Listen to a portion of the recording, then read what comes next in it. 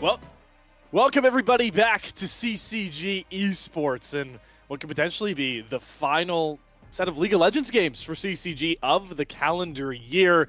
But let's not count them out just yet, guys. It's the lower bracket best of fives beginning here. We're running the gauntlet as we steadily get towards top four in the Aegis Champions League. And tonight we have a rematch. CCG Esports taking on Peach Cats. But we're bringing a new face to help cover everything. I got my main man, Doomfunk, beside me, ready to bring the analytical mind behind this cast. My man, I know you watched CCG in the last round. You've done your research. How are you feeling about this matchup, just looking at, across the board, the names we've got today? Well, with the names we've got today, we do have Isles playing on Peach, and that's going to bring some power into the bottom lane. And last time these teams fought, there was a bit of, I'm going to call it drama in the top lane with some crazy picks, I've heard. So yeah. if CCG can keep their mental about them, I think it's going to be a good match.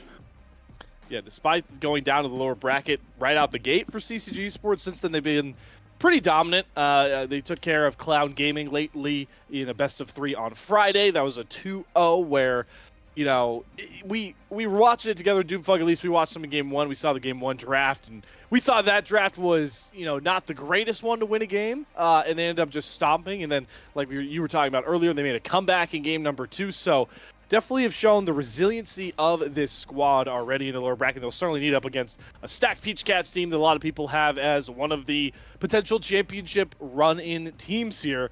And it's for good reason, right? I mean, you've got Moose Hater in the top lane. That's an NACL talent. Keel in the jungle, a very good NACL talent. Onat from Team Fish Taco in the mid lane, NACL talent. You guys get the point, right? And you obviously have Wixie and Isles, who actually isn't even considered an NACL talent right now. These technically, if rumors are true, a Dignitas talent for the LCS. So this squad is certainly one to be feared, and it's kind of time to get it all started, Doomfunk, as we get right into this game. Number 1 draft, CCG on the blue side to start. This is my favorite part of the game, is starting right now. So let's see if we get any spicy picks or bans. And it is important to mention here that CCG does not have their first 3 bans here because we do have a bit of a substitution. Kizno is slotting into the jungle, and I was a little confused because on the roster for CCG Esports, I don't believe he's listed. So I believe this is the punishment that is coming across. Yes, I know they're banning Shyvana and Teemo, but CCG are just banning champs that frankly aren't ever going to get picked in this matchup to get through the picks and bans quicker. But obviously, that completely changes the dynamic of at least this game number 1. Yeah, and Peach on red side has already taken away the Orianna and the Ashe away from CCG. We know that they definitely like to play the Ashe. It is a very strong pick. It is flexible between ADC and support. And with the Orianna pick, they definitely don't want to give that away first. Yeah, B1 really changing up how they go through these picks and bans. There is a comfort ban coming across. Dragoon is known as the Darius, one of the Darius mains among Tier 2 League of Legends right about now, and he's certainly made a lot of noise with that Darius pick a couple of times. You know, you talk about NACL qualifiers. He recently in the Risen Champs League won a game solely off his Darius pick. So that's a favored ban by Peach Cats. But CCG, they're going to go B1 Varus here. Lunar has been known as a Varus player for a while, and it makes a lot of sense, right, Doomfunk, with kind of the buffs we've slowly been seeing with Varus and that lethality build we know and love. And also the range of items that he can build nowadays. There is that Radiant Virtue build that is destroying solo queue that I think we've seen a few games around. But we have a Taliyah and a Rakan pick by Peach. So the Rakan for Isles is definitely a really good pick. It's very strong against the immobile ADC Varus. Let's see what CCG counters with if they want to lock in support now. I also like that Taliyah R1 because I still think you can kind of throw Taliyah into the flex position here. I don't think Keel's the biggest Taliyah jungler player, so it's likely Onat taking that mid, but you still at least hold that flexibility for some point of the draft, and CCG have to be aware of that. I love this response, though, from Taki and CCG. You know, what are the anti-engage tools we can look at here that fit with our comp? There are a couple of ones up. There were Alistair, you know, if you wanted to go for the tankier engage support, but I'm a big fan of Renata. I think Renata is a champion that if you can play her really well, she is one of the better supports, but it's just a lot of the times not a lot of people play Renata. So when they pick her, it doesn't look as great. I completely trust Just on Renata. I think this is a great pick to answer the Rakan. And kind of a bit of 180 with their next pick there, Doomfunk, locking in the Nocturne, the opposite of Renata in a lot of ways. Yeah, the early Nocturne, it's good into the Talia. The Talia, I think, was picked a little bit early in the draft, without CCG really showing much mobility. And here comes the Xayah lock-in for the Xayah Rakan bot lane, which can outscale the Varus Renata lane, but Varus and Renata are definitely going to have the better first 6 minutes of the game. 100%. I'm totally behind you on that one. We are moving, though, into the second phase of bans here. And looks like Messages is going to be the target, at least of Peach Cats' original ban here. They take away that Nico. So there's a lot of, it's really hard to ban out Messages champ pool. It's kind of what made him very successful. I know earlier on, when the meta was a bit different, CCG were running a comp where they had Rumble up early as a pick champ, and they would throw Messages on it instead of, sending it towards Dragoon in the top lane. I'm curious if that's still something CCG have wanted to cook up with. We did see that Messages in the Clown Gaming series played a lot of Jace in that matchup and was successful on that Jace. I don't know how much you want to lean towards going Jace, though, Doomfunk, with you already having AD pretty heavily locked in the bottom lane of jungle. Yeah, I want something that sets up this Nocturne for success. I want something that spikes at the same time he spikes, so this way when Nocturne presses R, you're guaranteeing a kill. The Nico and the Syndra takeaways were pretty good. They both have very good setup, the Nico having probably some of the best setup for Nocturne. Trying to think of a pick. Here comes the Zac ban. You were talking about this earlier. So definitely some top lane focus by CCG and mid lane focus by Peach Cats. Yeah, they're paying the Moose Hater tax out the gate, right? I mean, this is, if you're going to ban away Dragoon, Peach Cats pay that tax. Moose Hater certainly has his draft tax you have to deal with as well, and it's the more unique champions. Moose Hater fans obviously know his Garen has been very famous back in the spring, and like we mentioned earlier, Peach Cats won a game with Zac top, so they don't want to. Dragoon does not want to deal with that. Kindred is going to be the lock-in though for Peach Cats on the turn out the gate. And that's going to solidify Talia is going mid lane. Kindred bring a bit of damage over in the jungle, and likely means that I would assume Peach Cats and Moose Hater might go for something pure tank. But the Mordekaiser lock-in for, I believe, Dragoon is certainly one hell of a blind. It's not the worst blind. I would prefer here, though, on this B5, if we saw an Ahri instead of this. I would also prefer the Ahri over the Azir. Yeah. The Charm will really help with the Nocturne ganks. And will really help with the team fighting, where they're going to have a strong side lane presence in the Mordekaiser. And an Olaf instant lock-in. Peach Cats has a lot of damage. And their comp is definitely the harder one to execute here. But the Olaf into the Mordekaiser is definitely a winning lane for that Olaf. And even as we go later, he's not going to be able to be stuck in the Shadow Realm with Mordekaiser. Yep, Ragnarok popped. You are not pulling him into the Death Realm. Nothing is happening for you there if you are Dragoon. So, yeah, that's a good answer. I like to think I play a pretty good amount of Mordekaiser, and Olaf is certainly a matchup that you don't enjoy a ton of. But we'll see exactly how that one plays out. Yeah, obviously looking at both these comps out the gate, you mentioned it, Peach Cats are kind of going all in on the damage department, and assuming they're using the Lamjer's Respite as a bit of a bailout if they decide to go all in, especially for that Olaf like you were talking about, because, Rakan isn't going to end up very tanky. Olaf might end up a bit sneakily tanky, but he ends up going pretty bruiser buildy. This is just kind of a game across the board without a real true tank. What's the closest we get? Doomfunk Mordekaiser? Dragoon's Mordekaiser, I guess? The current Mordekaiser builds are very tanky. It's Nashor's Rylai's and then sometimes full tank after that. Nocturne builds are generally moving away from the lethality build, so he can not just blow up one target. He can go in there, stick around, be a nuisance in the team fight with Stride Breaker. So And the anti-engage with Renata Glass taking so much damage is a bit of a risk. If Renata gets a good ultimate off, Kindred and Xayah are just going to destroy their own team. Yeah, no way you're dropping Lambsdorff's Respite if you are starting to try and team kill. So we'll certainly see how that plays out for Keel. But across the board, it definitely feels like both teams have their own identities, but a lot of them clash in a lot of ways. Because I don't think either one of these teams are too concerned about looking for big 5v5 team fights. Maybe a little bit more for Peach Cats. CCG are certainly looking to do what we talked about them doing against Cloud Gaming, which is playing these comps that are a lot more pick and skirmish oriented and more side lane focused instead of those big 5v5s. And well, if we learn anything from the Cloud Gaming series, Doomfunk, it's been successful.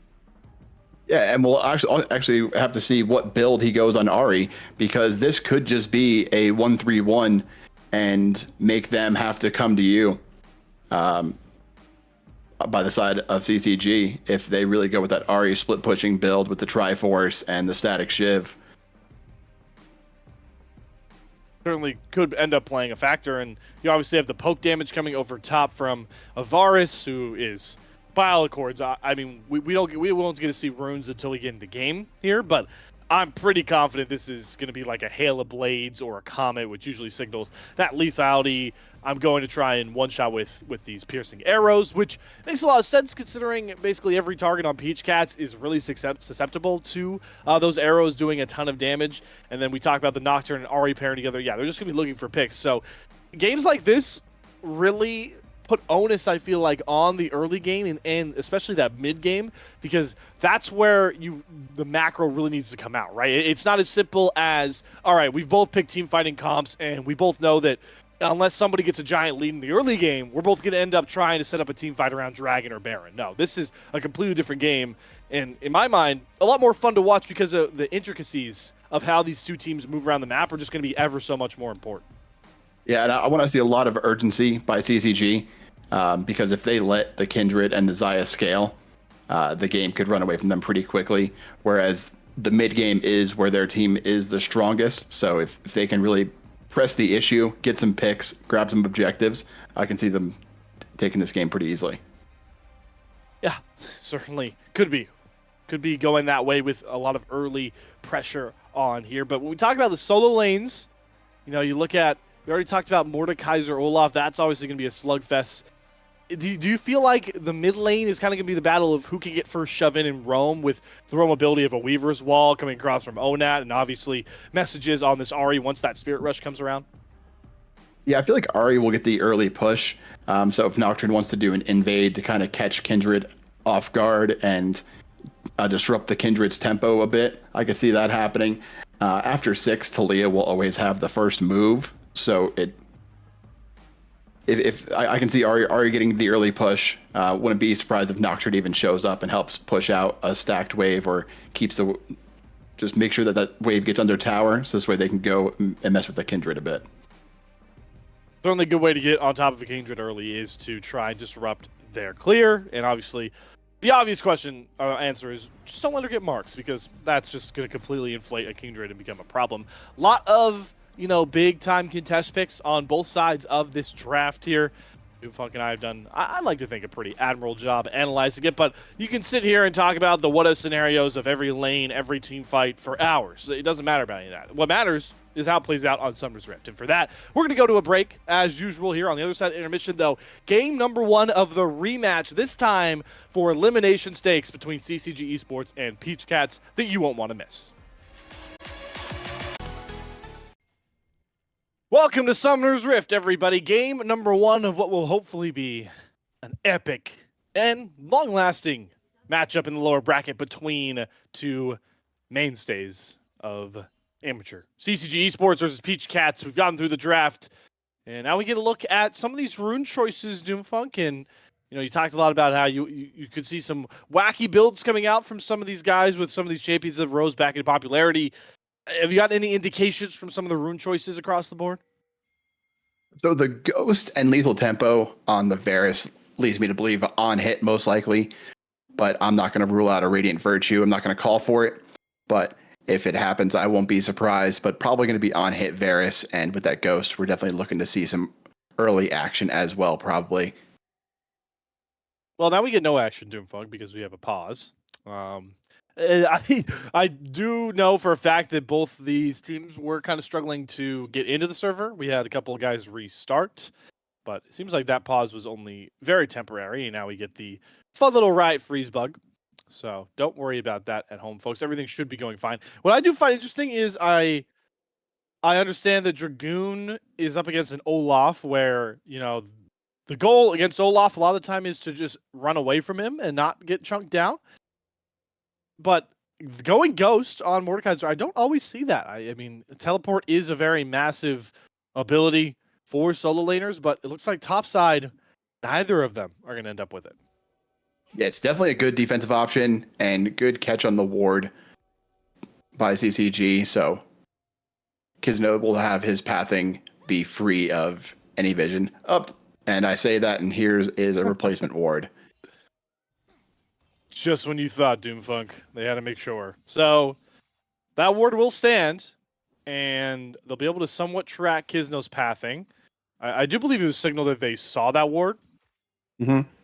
So Kisno will have an idea, but I don't know if he'll be able to fully avoid it.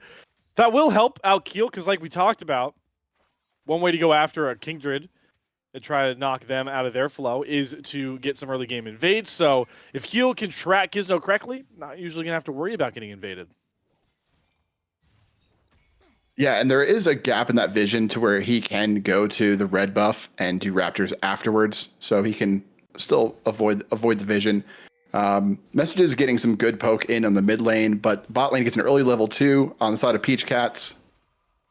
Can't get close enough for Wixie to really bring that damage over, but Isles, good job at least getting the knockup, forcing them back. So, yep, that level 2 going to help out. Top side, I'm honestly shocked that we haven't seen Moose Hater just trying all in yet because he's playing Olaf. And, once I've seen it level 1. He doesn't even need to be level 2, especially with Ghost in his kit.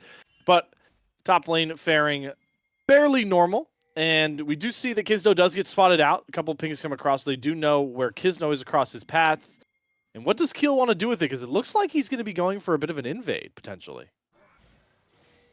Yeah, Kisno is in trouble here. He skipped the red, and Keel is coming in. He's getting harassed on his Krugs. So the opposite of what I thought would happen is happening. The Nocturne's getting harassed. Ooh, does smite away the big Krug, though. Isles immediately looks for an engage on to Lunar, who has to flash. That's both Just and Lunar's flash down. All in trade for Isles' flash. So it looks like the Krugs are going to get traded, I would assume, across Keel. I know the smaller ones are worth more gold. Kisno grabs some of them, and it looks like just going to be Summoners traded somehow. Yeah, the Ghost used defensively by Dragoon. That's the awesome thing about taking the Ghost in this matchup is he can match that Ghost so he doesn't get all in and taken out and miss a whole wave.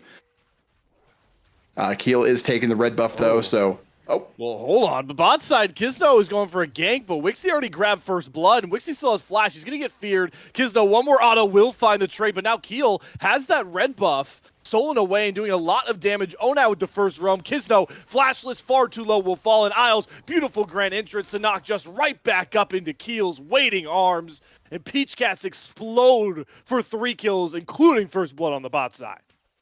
Yeah, and a great roam by Onat, using that Talia passive in those jungle walls to make the roam happen first. But some good poke by messages, but that bot lane trade is definitely very good for the Xayah. She got one of those kills. Pretty much, and Isles got nothing out of it but some assists, which is what you want your support to do. So Peach Cats definitely got a great influx of gold there. And what timing, by the way, to find that engage, because Wixie and Isles are getting wrapped by Kisno, and if they don't find that first kill onto Just, who knows what the rest of that trade looks like, especially with Bailout being a factor with Renata. But it doesn't matter, because they get the first blood, and they're able to turn it. Peach Cats, ever aggressive, a team with that NACL pedigree across the roster, and even some LCS pedigree at this point on the bot side as well. And they're showing it. They're showing it early. Yeah, they're being aggressive, which is very good idea to There's almost a kill topside. I got distracted there. It's very good to be aggressive into this comp because blue side has the much more snowbally comp where if they can really start to get going, then it becomes much harder for Peach Cats to scale. Well, here they get going because Kisno, he's got the fear on to Moosehater, who has no summoners available. Actually going to gift the kill over to Dragoon. So that feels nice. Kisno, at least, despite the fact that he's lost a good chunk of his jungle camps, is doing a pretty good job getting out on the map here. And now I actually realize that that's the second kill Dragoon has gotten on to Moosehater. So I think we missed the first one. But regardless, Dragoon is now much in control of a matchup he was going to be weaker in. Yeah, and Kindred also just gets a mark. So it's trading top side for bot side at this point, which I think favors Peach Cats with the scaling that they have bottom lane. Well, let's look at vision so far. There is some great vision in the bot side jungle of CCG that is just going to check every roam going bot side to make sure that bot lane stays safe. Yeah, they're pinging. They have an idea that Kisno is around here. Still playing pretty aggressively up.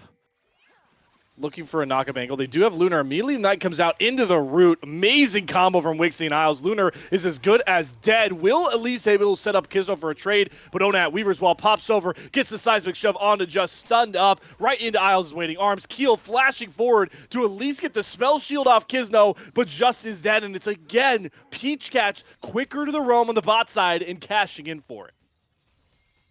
Yeah, that Talia started going before that bot fight even started.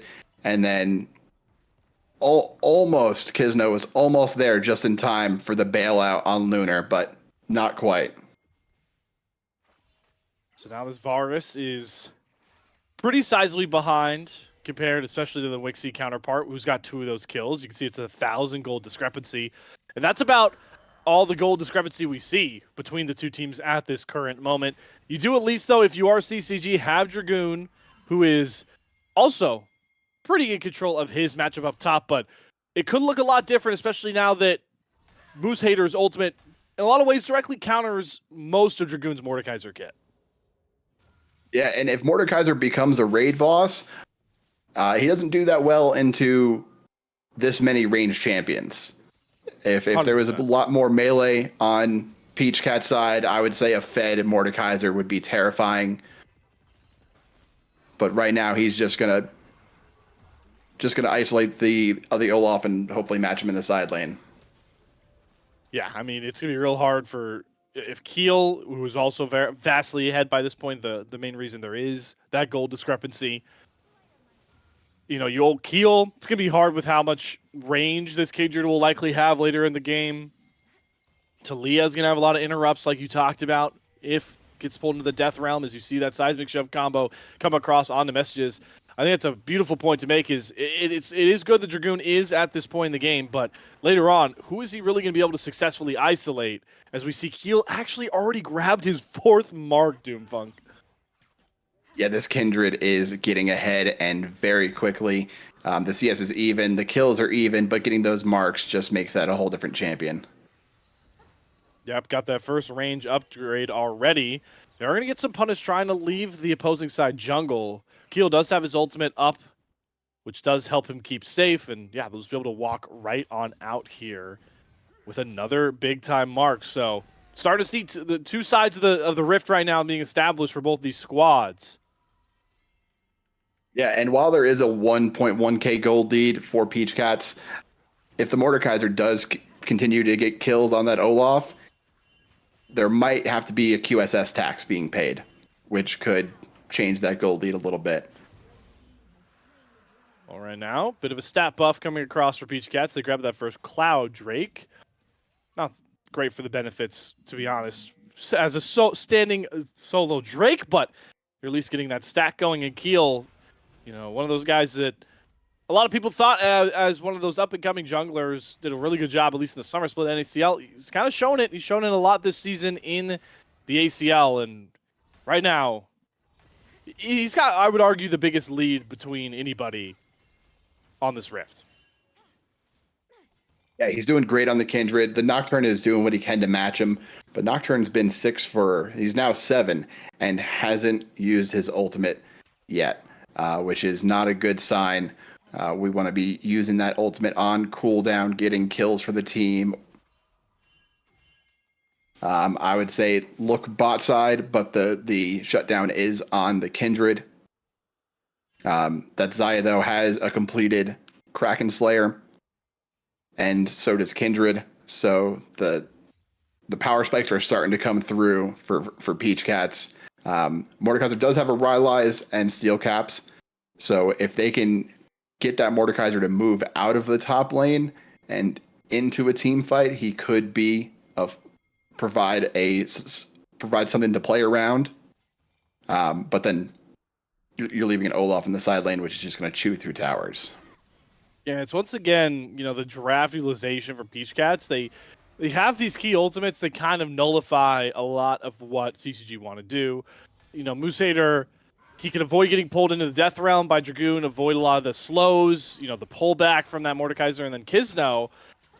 You talk about the bounties on Keel right now, who once again, by the way, stole away another mark. He's up to 5. But you try to jump on him, he at least will give himself a bailout period with that Lamsur's Respite. There's no completely blowing Keel out of the water with that ultimate available. Yeah, there's not. It's got to be a combination of an Ari Roam and a good Renata ultimate to make sure that you're using the power of the Kindred and the Xayah with those Kraken Slayers against their own teammates. And then good flash by Olaf there. And Moosehater feeling the brunt of those trades. He did drop Ragnarok in that exchange, but still struggling up against Dragoon. So at least Druid hasn't felt susceptible to that Ragnarok play to try and stop the Mordekaiser. Shelly gets dropped mid, and Kisno is not going to get the charge off. Keel going to smite away, so that key early objective comes up short again for CCG. Yeah, that just feels bad. We've all been there. Drop a Rift Herald down, and it doesn't even make it to the tower is one of the worst feelings as a jungler. I hope Kisno can just continue to press forward, not let that affect his mental. As we say, they are going on Keel right now. But Pesky King Druid, can just hop right under the turret, right? So Keel, he'll lose his Krugs, but it's a small price to pay. Kisno, though, at least really trying to accelerate Dragoon on the side, who does also have what's nearing, it's not going to end up being a 30 CS lead, but still a massive CS lead. And, you've been harping on for good reason, Doomfunk. It really feels like at this point in the game, as we're approaching that mid game, that Dragoon has to be the focal point. Yeah, they really need to get that Mordekaiser out of the top lane. I know they're wanting to get that top tower, but plates are about to fall.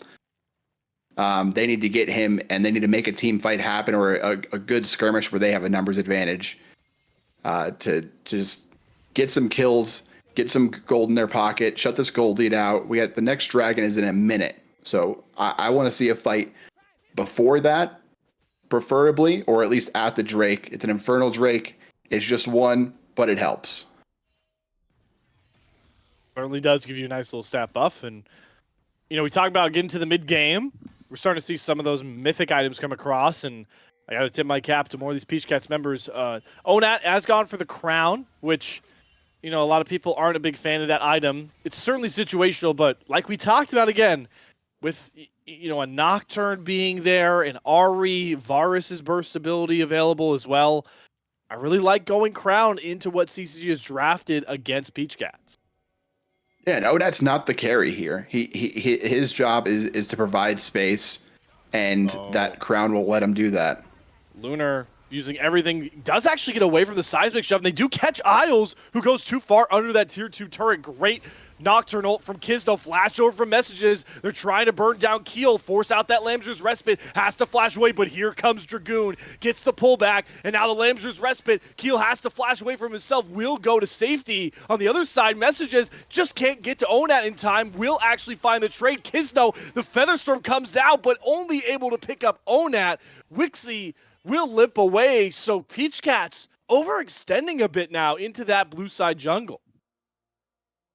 Yeah, they definitely dropped the ball, but it was also a great follow-up by Kisno to be there for his teammate.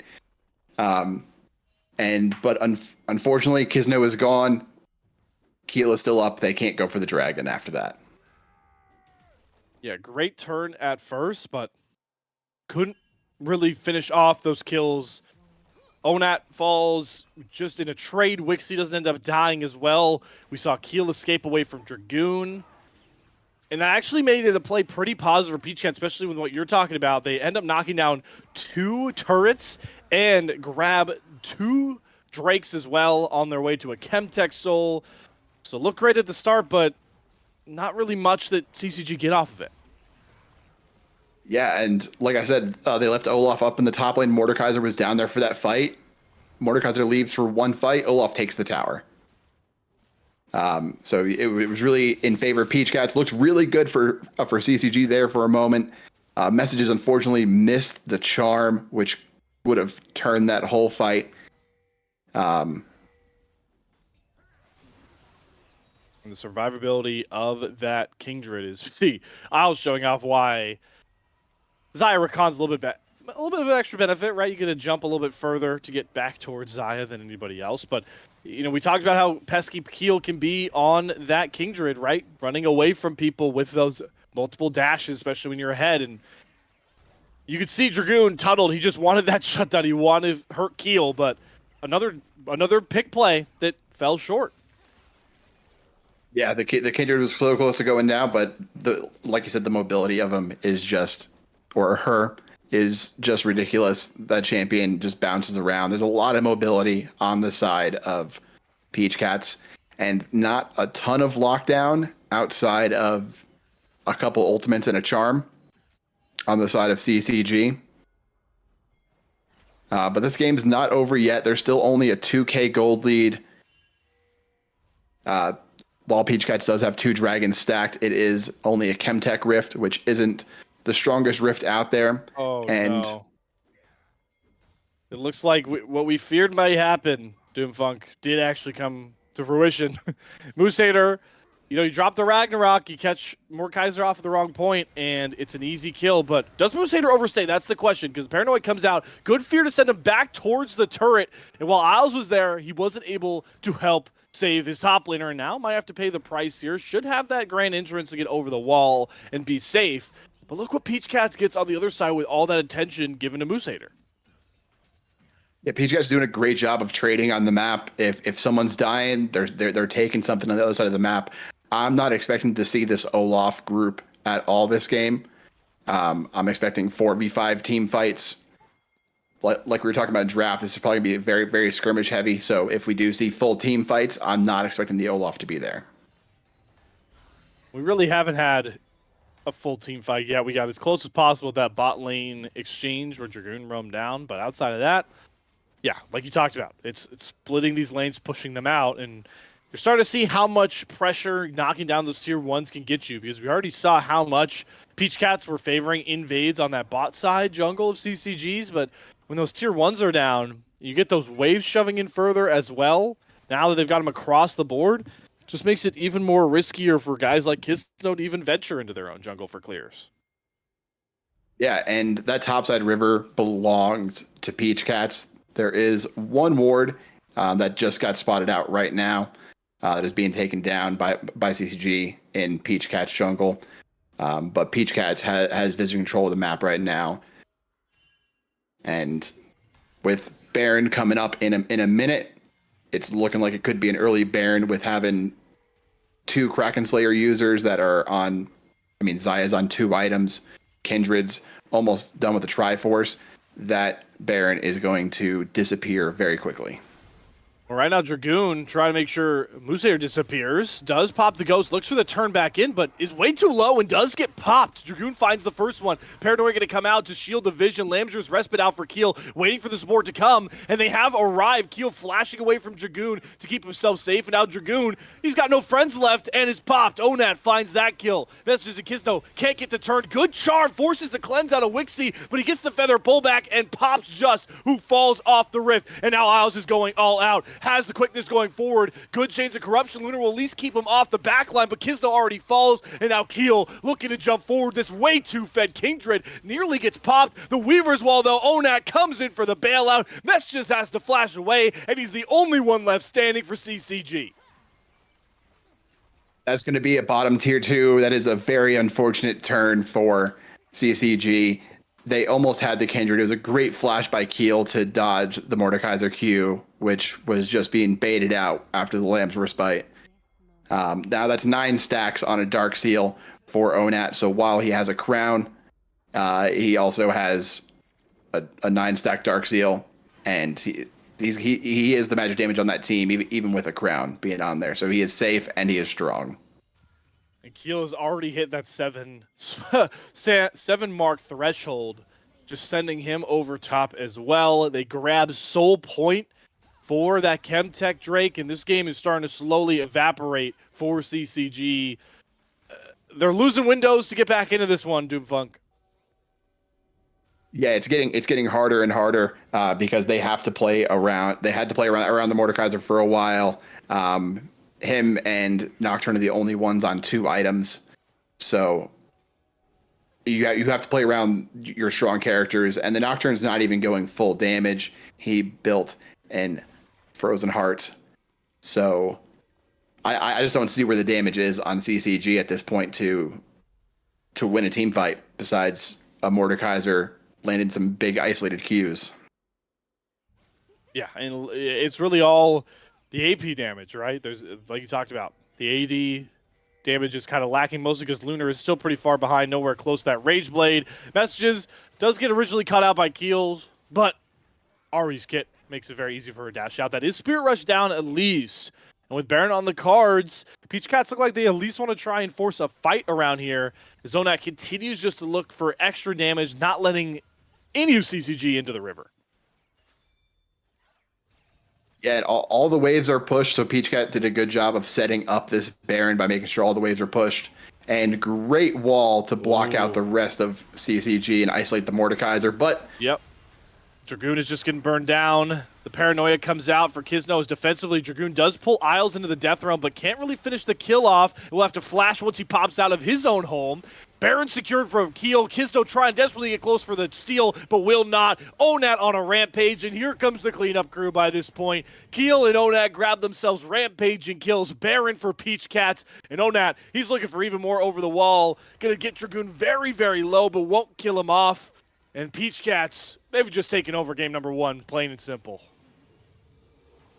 Yeah, I'm trying to think of ways besides a big throw by Peach Cats for CCG to get back into this, and it's Peach Cats' game to lose at this point, and they're playing well enough where I don't see them making a large throw. If some of these shutdowns get into the hands of the Varus, it could be a different game in a few minutes, but without some big mistakes, I think Peach Cats have this one locked down. All that's left really now is to spread themselves out and get these lanes pushing in. They have the turret advantage across the board, eyeing these tier 2s. Dragoon has at least gotten a push in the top side to alleviate that lane. And if you're CCG, it feels like it's desperation time. You got to go for something. Can't just let these waves continuously crash and break your base open. Yeah, they have a good composition for some picks. If Ari and Varus are next to each other, they can chain some CC together and get a pick. If Peach Cats leave that door open, I hope they take it. Oh, but Messages already, once again, has to burn the Spirit Rush early just to respect Keel. So that is almost gone. One more charge of it, and that ultimate's off the board here. And this bot inhib turret already so low, and they lose the mid one on the other side. Group up, base broken over for CCG. Nobody willing to go forward just yet. Here's the paranoia coming out from Kisno. Ragnarok pops. They're going to try and burn it down. Moose Hater first. They do, but Kisno gets nothing on the back end. Beautiful charm from Isles. Keel is unstoppable. Dragoon can't even fight Wixie either. Pop goes Dragoon. Message is far too low. Peach Cats looking for the knockout blow in game number 1. Yeah, that was a great Renata ult, but unfortunately it wasn't enough with the cleanse on Wixie. If they had burned that cleanse earlier, that would have been potentially game changing. Wixie just would have melted everybody near him. But Lamb's Respite, there's ending it right now. Yeah, Lamb's Respite just to make sure everyone's alive to free hit the Nexus. And a very, very one-sided game number 1. Going to come to a close here. Peach Cats, I mean, that was just masterful, Doomfunk. It was very well played by them. They had the scaling comp, and even with that early game disadvantage, they made the plays to make that scaling happen sooner, and it was very masterfully done. Yeah, the one thing about scaling comps is they technically are snowball comps if you can just body the early game, and it's exactly what we saw in this game number one. Got to give a ton of credit over to Keel in this one and Isles. I mean, they just constantly were roaming into that blue side, blue side jungle, Doomfunk, and just didn't let Kisno really get any of the ball rolling. They really just shut out Lunar and Just that entire time as well, and that was enough despite Dragoon's efforts to just really blow this game wide open. Yeah, very well played by everybody on Peach Cats. Did what they needed to do. Those mid roams were chef's kiss, beautiful. That Leah was always there right when the team needed her. The walls were perfect, and just a very well played game of League of Legends. They did what I would hoped of CCG did with those invades and getting that pressure onto the enemy jungler. And I think that was the big pivot point, because when you have a Kindred in the game, if you don't shut her down early, she's just gonna run. She's just gonna run the map. Well, Peach Cats, they really just ran that game number one, like you were talking about, Doomfunk. But at least with CCG, they can try and subscribe to the Goldfish mentality, right? Because this is a best of 5, and one game, while influential, is not end all be all. So we'll go to a break here, folks, as you are probably more than aware of. And on the other side, see exactly what Takimon and the rest of CCG Esports can cook up here to try and respond in game number 2 and even the series out. But until then, take care. We'll see you guys in a bit. Welcome back, everybody, to the CCG Esports edition of the ACL here. Peach Cats, if you missed it, took a commanding 1-0 lead in game number 1 here. But despite that, Doomfunk, no side switching here for Takimon and the rest of CCG Esports. Yeah, having or not having those first 3 bans because of the E-sub definitely makes it a bit harder to choose red side for those counter picks. You're going to be giving away a lot of power on there. But let's see what draft adaptations we're going to have. If CCG want to play early game, they can definitely do that. But Peach Cats has already shown that they can draft scaling and still play early. Exactly. Peach Cats showed that they can do a lot with kind of, despite even what they're drafting, if the aggressive play worked out wonders, and that's really what I'm looking to see how CCG responds with. There are ways to respond to it in the draft, right? You can obviously pick these early game champions, especially in the jungle for Kisno, that can have some sort of prio. But at the end of the day, it really came down, in my mind, Doomfunk, to just like the micro decisions, right? The getting level 2 early on those bot lanes, Onat always having what felt like the better push in the mid lane, and things like that. You know, champion matchups can impact it, but those are always going to be a factor no matter what champions you're selecting in those lanes. Yeah, and if they're going to get beat by Peach Cats in the micro, then they need to think about the macro and maybe just draft a 5v5 team fighting comp. It's time to figure out, Doomfunk, if they are going to do that, as we are into our game number 2 draft. Welcome everybody into that. It is still going to be the 3 bans for CCG, this E-sub, in a big-time playoff matchup. There are heavy penalties, and I know Aegis, outlined the rules. I've read the rule book. It's like 50 pages long, Doomfunk, for a reason, and guys like Flay and Ivar, they outlined it really well, and CCG are having to pay the price here. And so far, they're looking to do the same thing as game number 1. Which the Varus is not a bad first pick, and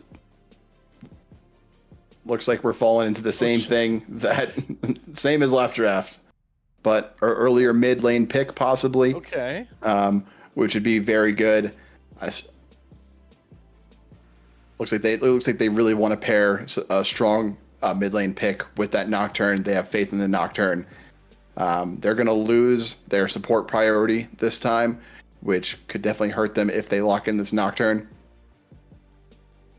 Yeah, I still like messages though on the Syndra a lot more. I know we talked about compositionally last game. Ari can at least pair mobility wise a lot better with a Nocturne for the pick potential.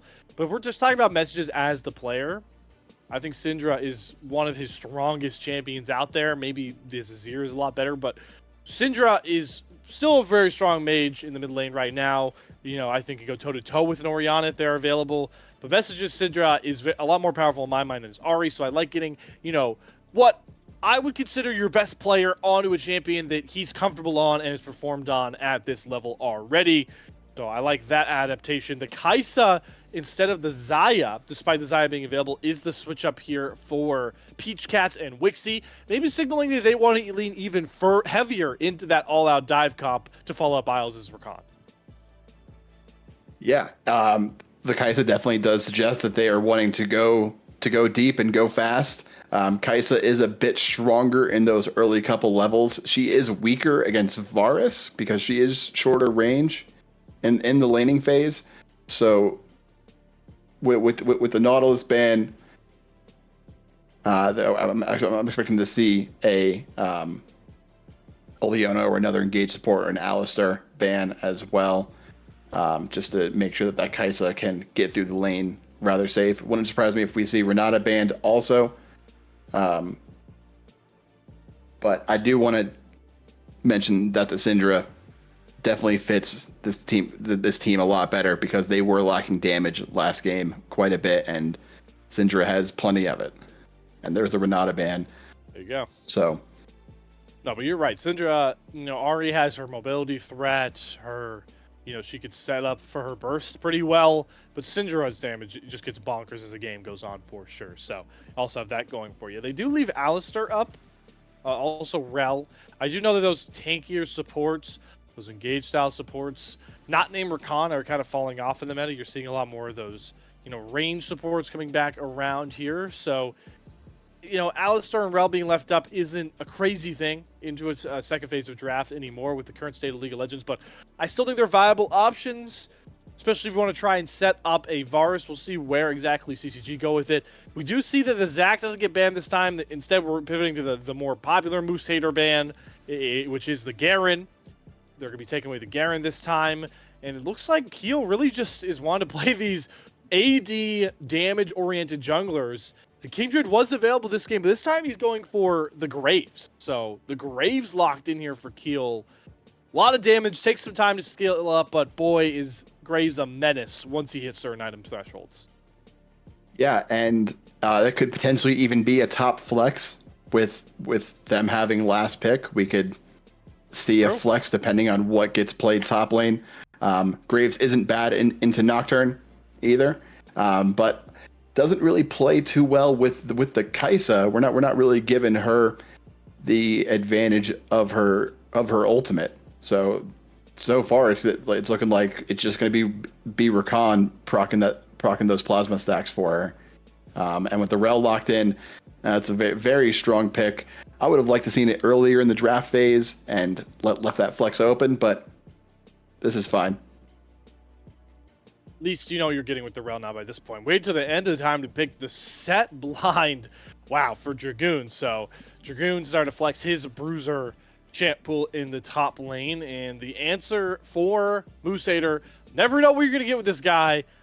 Malphite would be one of the most tame answers from Moose Hater I've seen in a while for any sort of top lane matchup.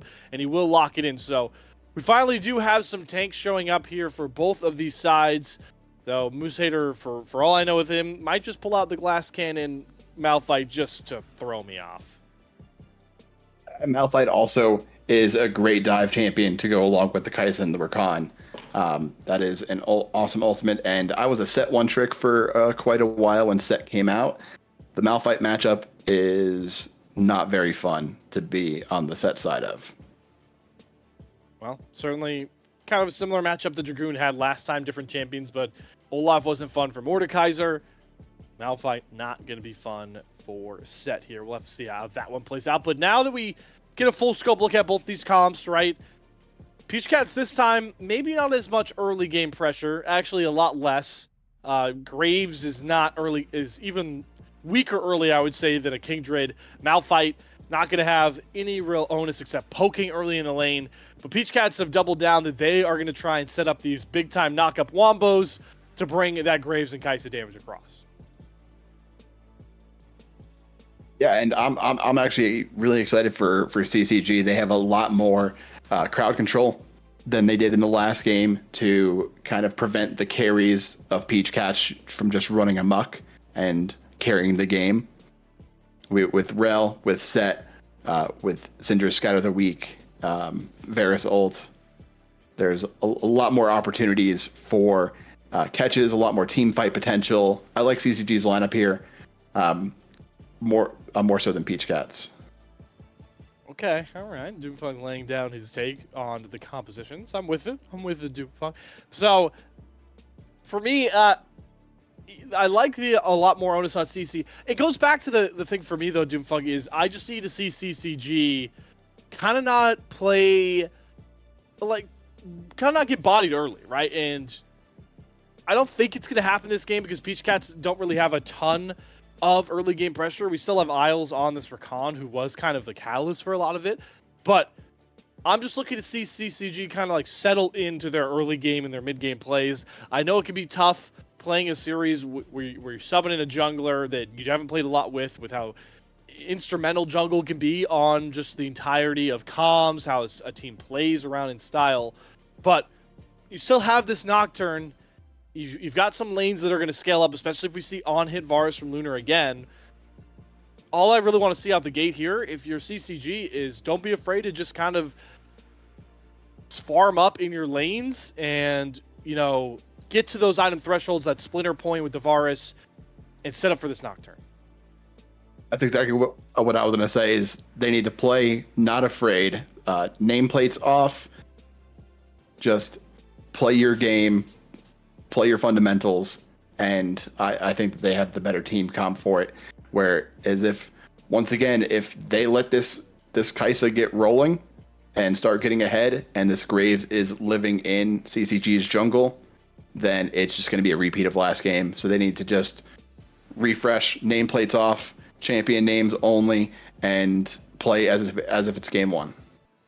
Yeah, we just want to see a lot less reactionary play this time around from CCG, and they've got the champions to really put a hurting on when it comes to some of these fights. We talked about, you know, messages as Syndra, Dragoon. While I haven't seen a ton of him playing Set, he does love to just pick those champions that kind of blossom in 5v5 fights. That's kind of a Darius special, but, you know, Set in a lot of ways loves to do that too with his W. Can kind of completely change a fight, taking up all that damage and then turning it back on a team. So at least this game, Doomfunk, it feels like not going to be a lot of, you know, pitter-patter skirmishy with a bunch of ranged champions. There's going to be some fisticuffs thrown when these fights start breaking out. And Set does like to throw fisticuffs a lot. CCG does have a lot of setup to enable this Nocturne. Both teams have strong team fighting. As long as Malphite does go the tank build, but Moose Hater could flip a coin and see if he's going to go AP or not. Hopefully he doesn't go AP. Well, there's only one way to figure out what Moose Hater's rune choices are and the rest of the squads. It's to get into game here, but before we do that, we're going to go to the break that you guys all know and probably don't love too much. You probably just like to see the action start, but unfortunately, we have to go to break here, so take a refresher on the other side. We're going to see if CCG can respond in game number 2 here as we hit Summoner's Rift. Back on the similar battleground that you all know and love here. Summoner's Rift, game number 2. We've not swapped sides. We've just swapped over champions here with CCG going for a lot more crowd control oriented, looking to fight a bit stronger. But we got to see exactly how they look in this early game, because last time, that's where Peach Cats, honestly, Doomfunk just completely outclassed them. Yeah, it wasn't as close as we had hoped it would be. Like I said, Peach Cats just did everything that I wanted CCG to do, and then CCG could just never get back into it. So, this being Onat's Flash is taken out early. could be a different early game. Yep, they were going for that same ward they had last time for Kisno's clear on those chickens, the raptors, whatever you want to call it. This time, Heel, seeing all the commotion bot side, will instead drop a ward over towards Kisno's blue that I don't know if CCG are very aware of. We'll see if Kisno comes up to try and clear it, or if he's just going to be...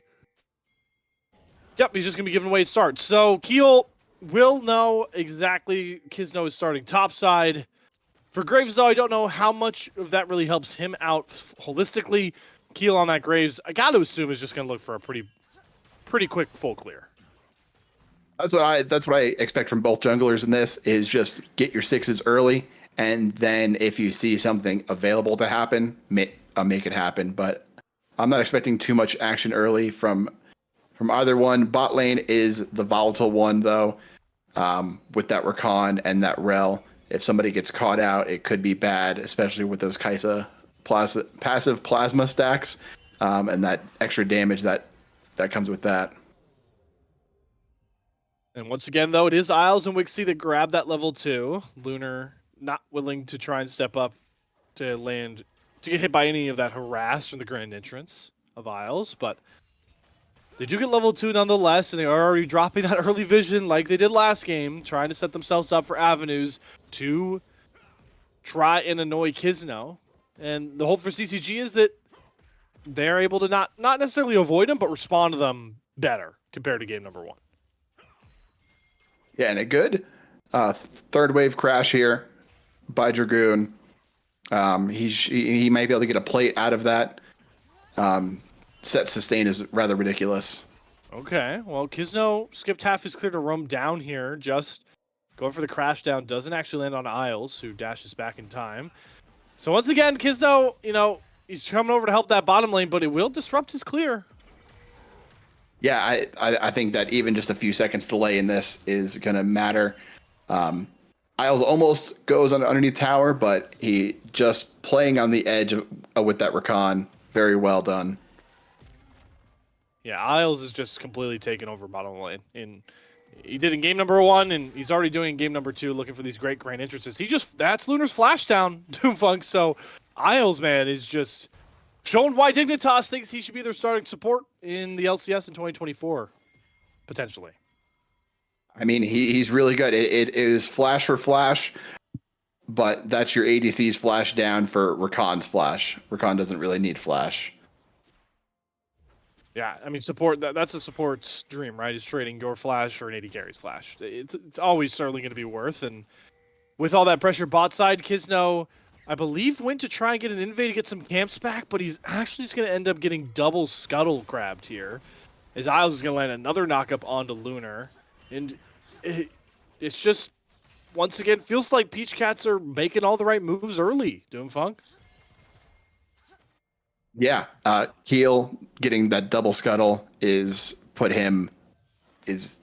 a triple longsword back. He can actually start to make things happen now if he sees a lane overextended. He got a good back compared to the pickaxe buy. So we might actually be seeing lethality Graves, considering the triple pickaxe buy. Yeah, I've seen a lot of Graves go back towards a Yomu's or even an Eclipse recently with his build path, so Keel likely going to land with one of the two. I don't think it'll be a Duskblade, but all those are up in the cards because they all serve similar main functions with the lethality. His Moose Hater is even going to force a first back here out of Dragoon. Good cancel as well, just be pesky. He is holding him for Keel.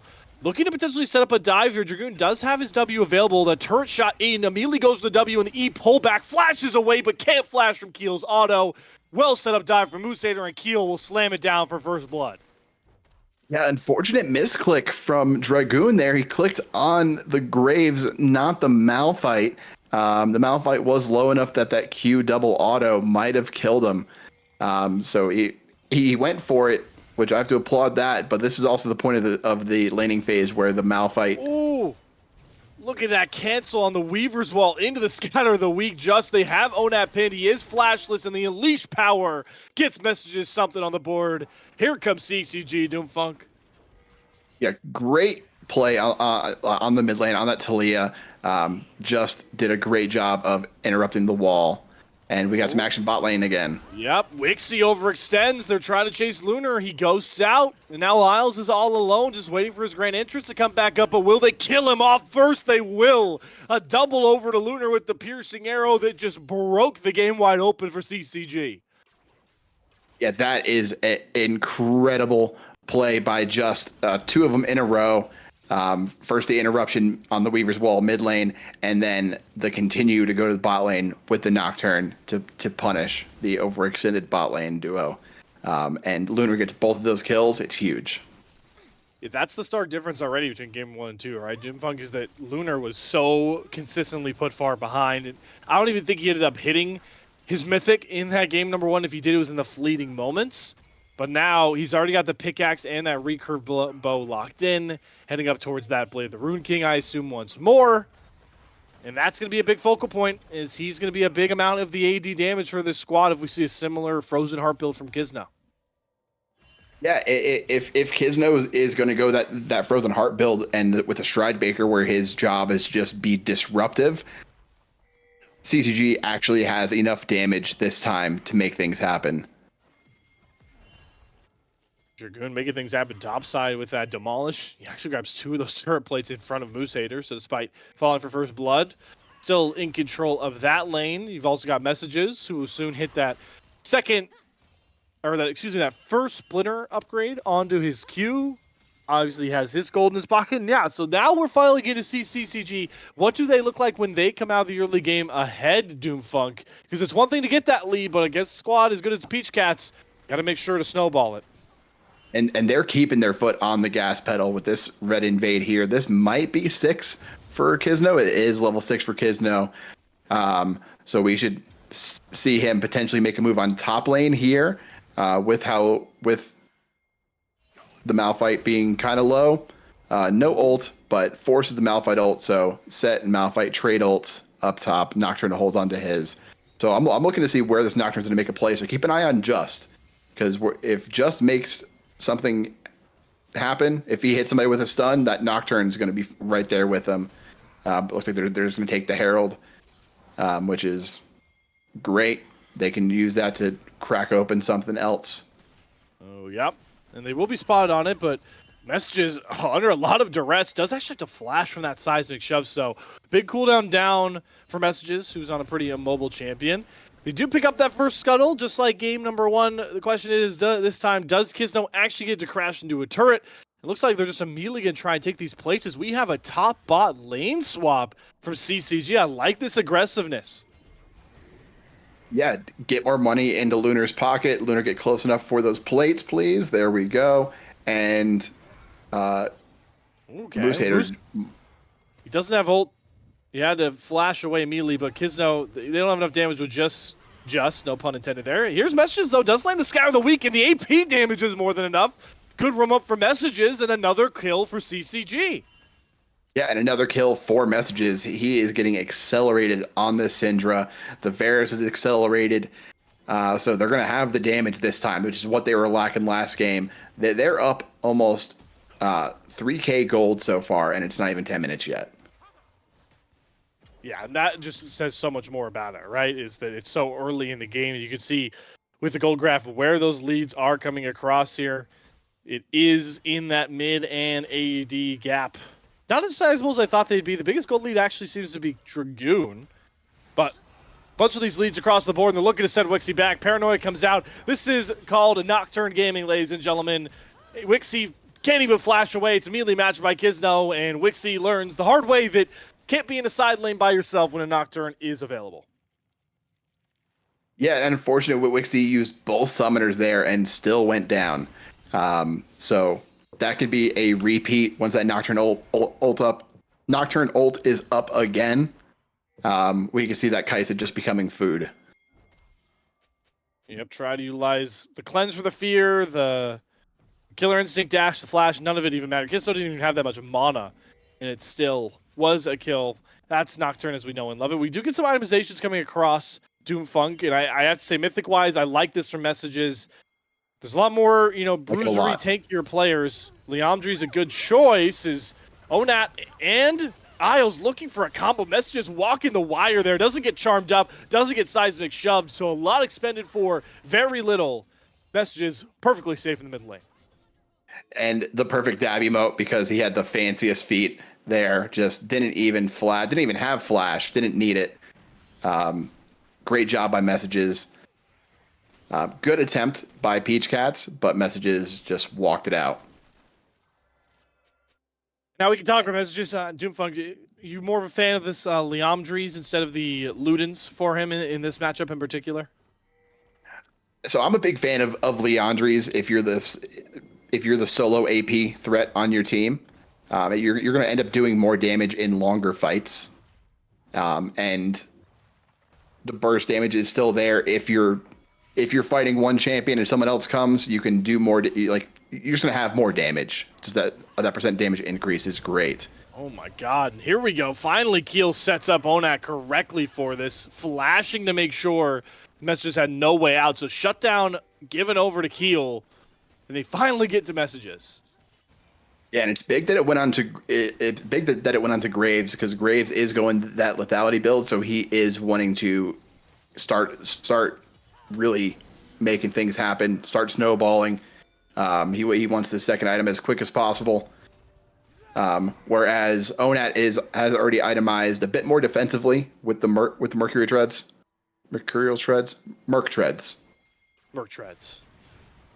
Ooh, there's the change of corruption, and Wixie once again paying the Kisno tax there. Immediately gets popped by the Nocturne. Keel and Isles are here. They do ignite just, but what a scout of the week. Messages gets his revenge onto Keel, sends him to a gray screen. At CCG, they will not surrender like they did in game number 1. Yeah, that Kaisa is just food now. She is 0-3 with a Storm Razor. She is not going to be doing anything anytime soon. They're going back for more, though. Beautiful turn from Isles to charm up Justin, who was far too low. But Lunar will pop him. Teleport comes across as well for Onat, trying to get some damage down. Kisno taking up the turret, will fall. Lunar's going to fall too. Onat playing around the turret beautifully and able to turn that one for Peach Cats. Oh, Kisno just baited Lunar into following him there. That was really unfortunate. Handing a double kill over to the Talia. The Talia is back in the game. Just bought Darksteel too, and now at 6 stacks. Just bought it. Has his own Leandries now in a melee Onat. Has his own team's sole AP damage. Coming through online as well, and the gold lead kind of subsided a bit for CCG, which means with the comps we have, Doomfunk, those fights that we outlined in the draft are going to be the end-all be-all decider in this one. Yeah, I'm really needing to see this set start to group a bit. His team fight potential is incredible, and he's going to be really good. We have 2 Stride Breakers on the side of CCG, so whenever Nocturne and Set go in, nobody is escaping from that. Tons of slows over top, that extra damage. Hit the nail on the head there, Doomfunk. Next real neutral objective that could come out as we do look towards that is going to be, I believe, this Rift Herald. And it looks like CCG are, trying to look for it here, but it's another game where they're kind of falling flat on the dragon stacking.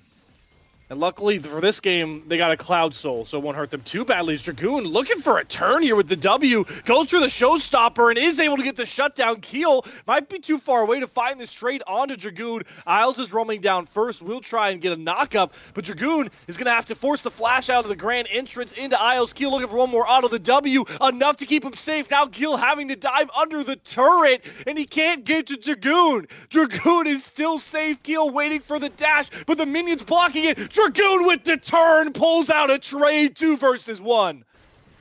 That was incredibly well played by Dragoon. Set is a crazy champion. His sustain is incredible. I was wondering if his W would be up there to save him, and it was. And while that happened, Rift Herald is gone. Second Rift Herald goes to CCG, and it is on the tier 2 tower. Onat, Weaver's Wall forward here, does catch Messages again, but a good stun. Chains of Corruptions mean Isles can't follow up.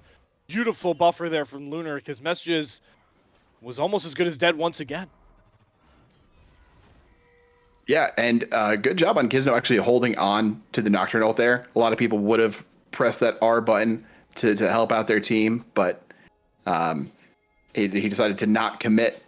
He must have learned from his earlier tower dive that overcommitting is not good. No, certainly would not have went as well, or went well at all. But what a response again from CCG here. It's not only them, proactively making plays. Their stars like Dragoon finally having their moments for outplays, and that's what CCG has crutched on a lot, is their solo lanes. Messages and Dragoon, they qualified for the NACL with their star-studded talent in those solo lanes, and right now, they're showing why, being focal points of this lead in game number 2 for CCG. Yeah, and it seems that they're letting up off of the gas just a little bit. They all went back to lane assignments. I really want to see not a lot of grouping, but at least put three people onto a lane, or 4 as we have on screen here, and get one of these tier 2 towers. It's just dead. Another seismic shove combo. Onat sets that up, but CCG, they have the numbers here, and my god, Lunar finally hits like a truck. Keel falls in a trade there, so you trade jungler for mid laner with Dragon spawning right now on the Rift. Yeah, this should go into Peach Cat's hands. Here's Kizno, though, to push him away. We might actually have another fight here in a moment, but before that happens, I do want to point out the Aegis in the Varus's inventory. Boy, it is. I think we're getting the Radiant Virtue. Well, right now, we're going to get a Dragon fight. Without a jungler, duo Moose Hater and company want to go for it, and they picked off Lunar, so you trade the Cloud Drake for your AD carry. Onat laying down the damage, just trying to take it up, but there's the Unstoppable Force onto 2. The charm in perfect timing. Dragoon will get the W off, but he can't get to Wixie, who passes away and kills him off. A Dragon for CCG, but at what cost? 3 of your members down. That chain CC by Moose Hater was beautiful, and Messages just presses R on Wixie and deletes him after he was low after that fight. But that was a beautiful chain CC by Isles and Moose Hater. And that might be a preview for what's to come for CCG if they're not careful in those fights. So they stopped the stacking on that Cloud Soul, but they virtually even out this game in the gold department.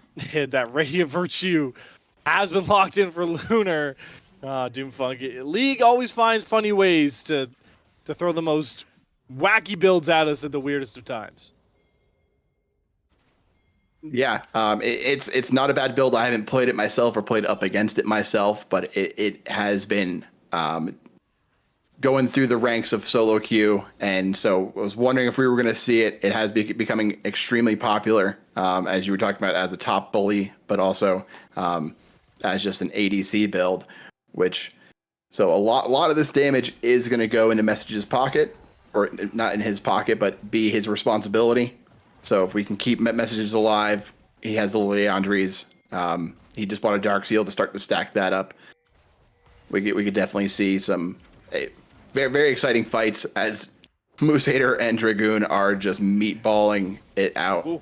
Yeah, but Moose Hater, not on the better side of it, has to utilize that Unstoppable Force defensively. As Dragoon turns Grasp trading into a win trade. There in the bottom lane, the set gearing up for a lot of damage and itemizing towards even more. Yeah, I'm looking to see if either team's going to start setting up for Baron. There is still the mid-tier 1 up for CCG, but Peach Cats do have a lot of vision in the river. I do want to see them start to pressure one of these tier 2 towers, like I was saying earlier. Oh, as I say, they actually are going for the Baron right now. Yeah, they spotted Kizno on the bot side, and they pulled the trigger here. They don't burn it down particularly quickly. It is 20-minute on Baron spawn, and they use it just as a threatening mark. They're going to back it off here, but that will allow CCG to get up mid and knock down that tier 2. They don't even need Lunar. The minions get the job done. Yeah, and good job on Lunar of not greeting for the local gold, considering that all of Peach Cats were just missing off the map. That could have been dangerous, and we could see CCG go for the Baron now. They got a Baron they got a Varus with a Blade of the Ruined King. This could go down pretty quickly. Yeah, and they still have Moose Hater on the bot side, has teleport available if he wants to. Peach Cat's very aware that this Baron is going down, but not looking to pull trigger yet. Teleport coming behind, but first engage is just jumping onto that backline. Beautifully set up for the unleashed power. Keel is already down. Isles have to run for the wayside, and here comes the showstopper Dragoon going all out, picks up the double, has Wixie pinned. CCG look like they're gonna get bottlenecked, but they turn it on its head. But they can't finish the kills off just yet. Wixie start a free hit. Moose Hater is unkillable. It's a triple kill for this tank Malphite, and all of a sudden, it's just Dragoon left up against both of them, and Peach Cats come out with an improbable ace. What was CCG thinking, just letting this Kaisa free hit the whole time? Like they went after her, she flashed away, and then they just all turned onto this Malphite while she's just hitting them from behind, just melting them. That was definitely just a mistake. And you start to see why this Malphite is going to be a threat, because Messages falls early in that fight. You know, he gets the unleashed power off, he gets a kill, but he gets traded. And then who's left? It's all these AD champions who don't have a ton of AD damage. They're more bruisery, even Lunar. And it costs them when they focus on that Malphite like you were talking about. That felt like a winning fight for CCG by all accords until it wasn't. It was one until their target selection. They just got focused on this low health bar Malphite, who is all armor. He is so tanky when you're AD, and you can't just let a Kaisa, who is even at 2 items at this point in the game, still going to do a lot of damage if you don't stop her. She wasn't even at 2 items. She got the Rage Blade off of that back, so now you definitely. Mistake.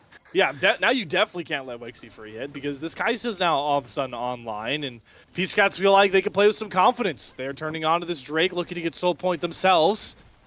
CCG trying to set up a flank for Dragoon here. They have the top side of the river, but the Weaver's Wall will make sure that it's only just that gets over it. He has to crash down back over the wall. Peach Cats have CCG on the backside. Oh, it's actually stolen. I didn't even realize it was stolen away. Dragoon, though, will pay the price on the other side. Onak claims that one. I didn't even see the steal, Dufong. I'm going to be honest. I didn't even think that it was possible. I didn't think that the Nocturne was in smite range, but he was. It didn't even steal it with the smite. He actually used his Q.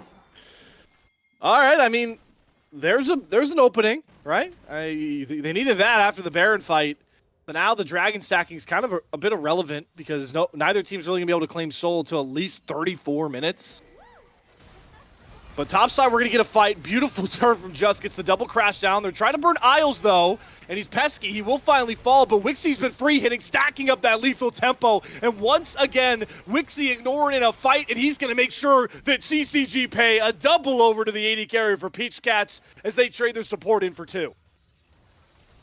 This target selection by CCG really needs to improve before the next fight, because they keep focusing these low health bar champions, and the ADC is just left alone. It's you can't do that against a Kaisa. And now Messages is left alone with a very tanky Malphite. Moose Hater's unstoppable. Keel, they find Dragoon. The solo lanes can't save the Baron take. And all of a sudden, Peach Cats have a 5,000 gold lead, and Baron on everybody but Isles, as they've exploded in the mid game for game number 2. I'll trade a Rakan for a Baron any day of the week. But do you remember when that Kaisa was 0-3? Mm-hmm. She's now 5-4-5. Great. Yeah, that's not good, Doomfunk.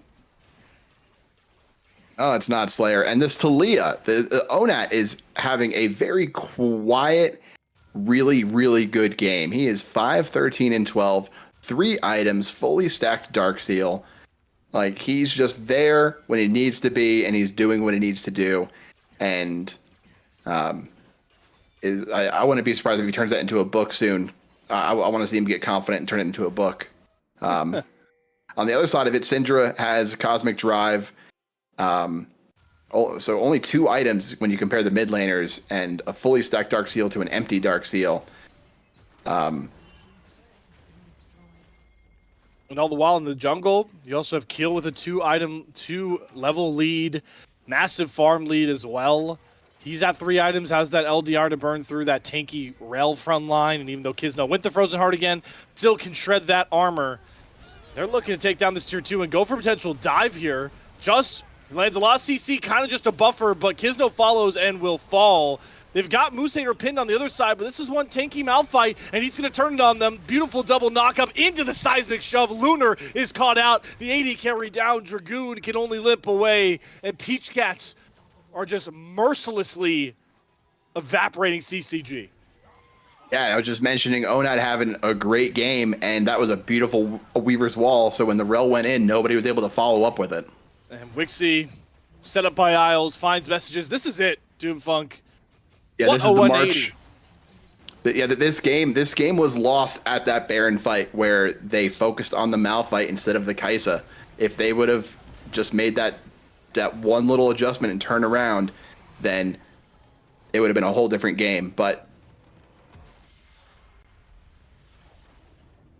well, you know, scenario, you could go through it again and again, but at the end of the day, that CCG Nexus fell, and Peach Cats are now 1 win away from securing themselves at least top 4 or a shot at top 4 in the Aegis Champions League. And yeah, that one, I mean, does that one sting Doomfunk way more than how dominant game number 1 was?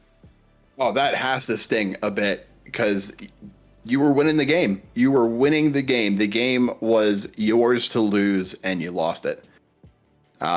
You let the enemy team come back in it, and I'm looking at the post-game stats here, and Onat actually had the most damage in the game by a good margin. And so hats off to Peach Cats for playing a good game. And you just can't. It's tempting to want to isolate those low health bar targets, but you gotta kill the damage first. Yeah, and Wixie made them pay.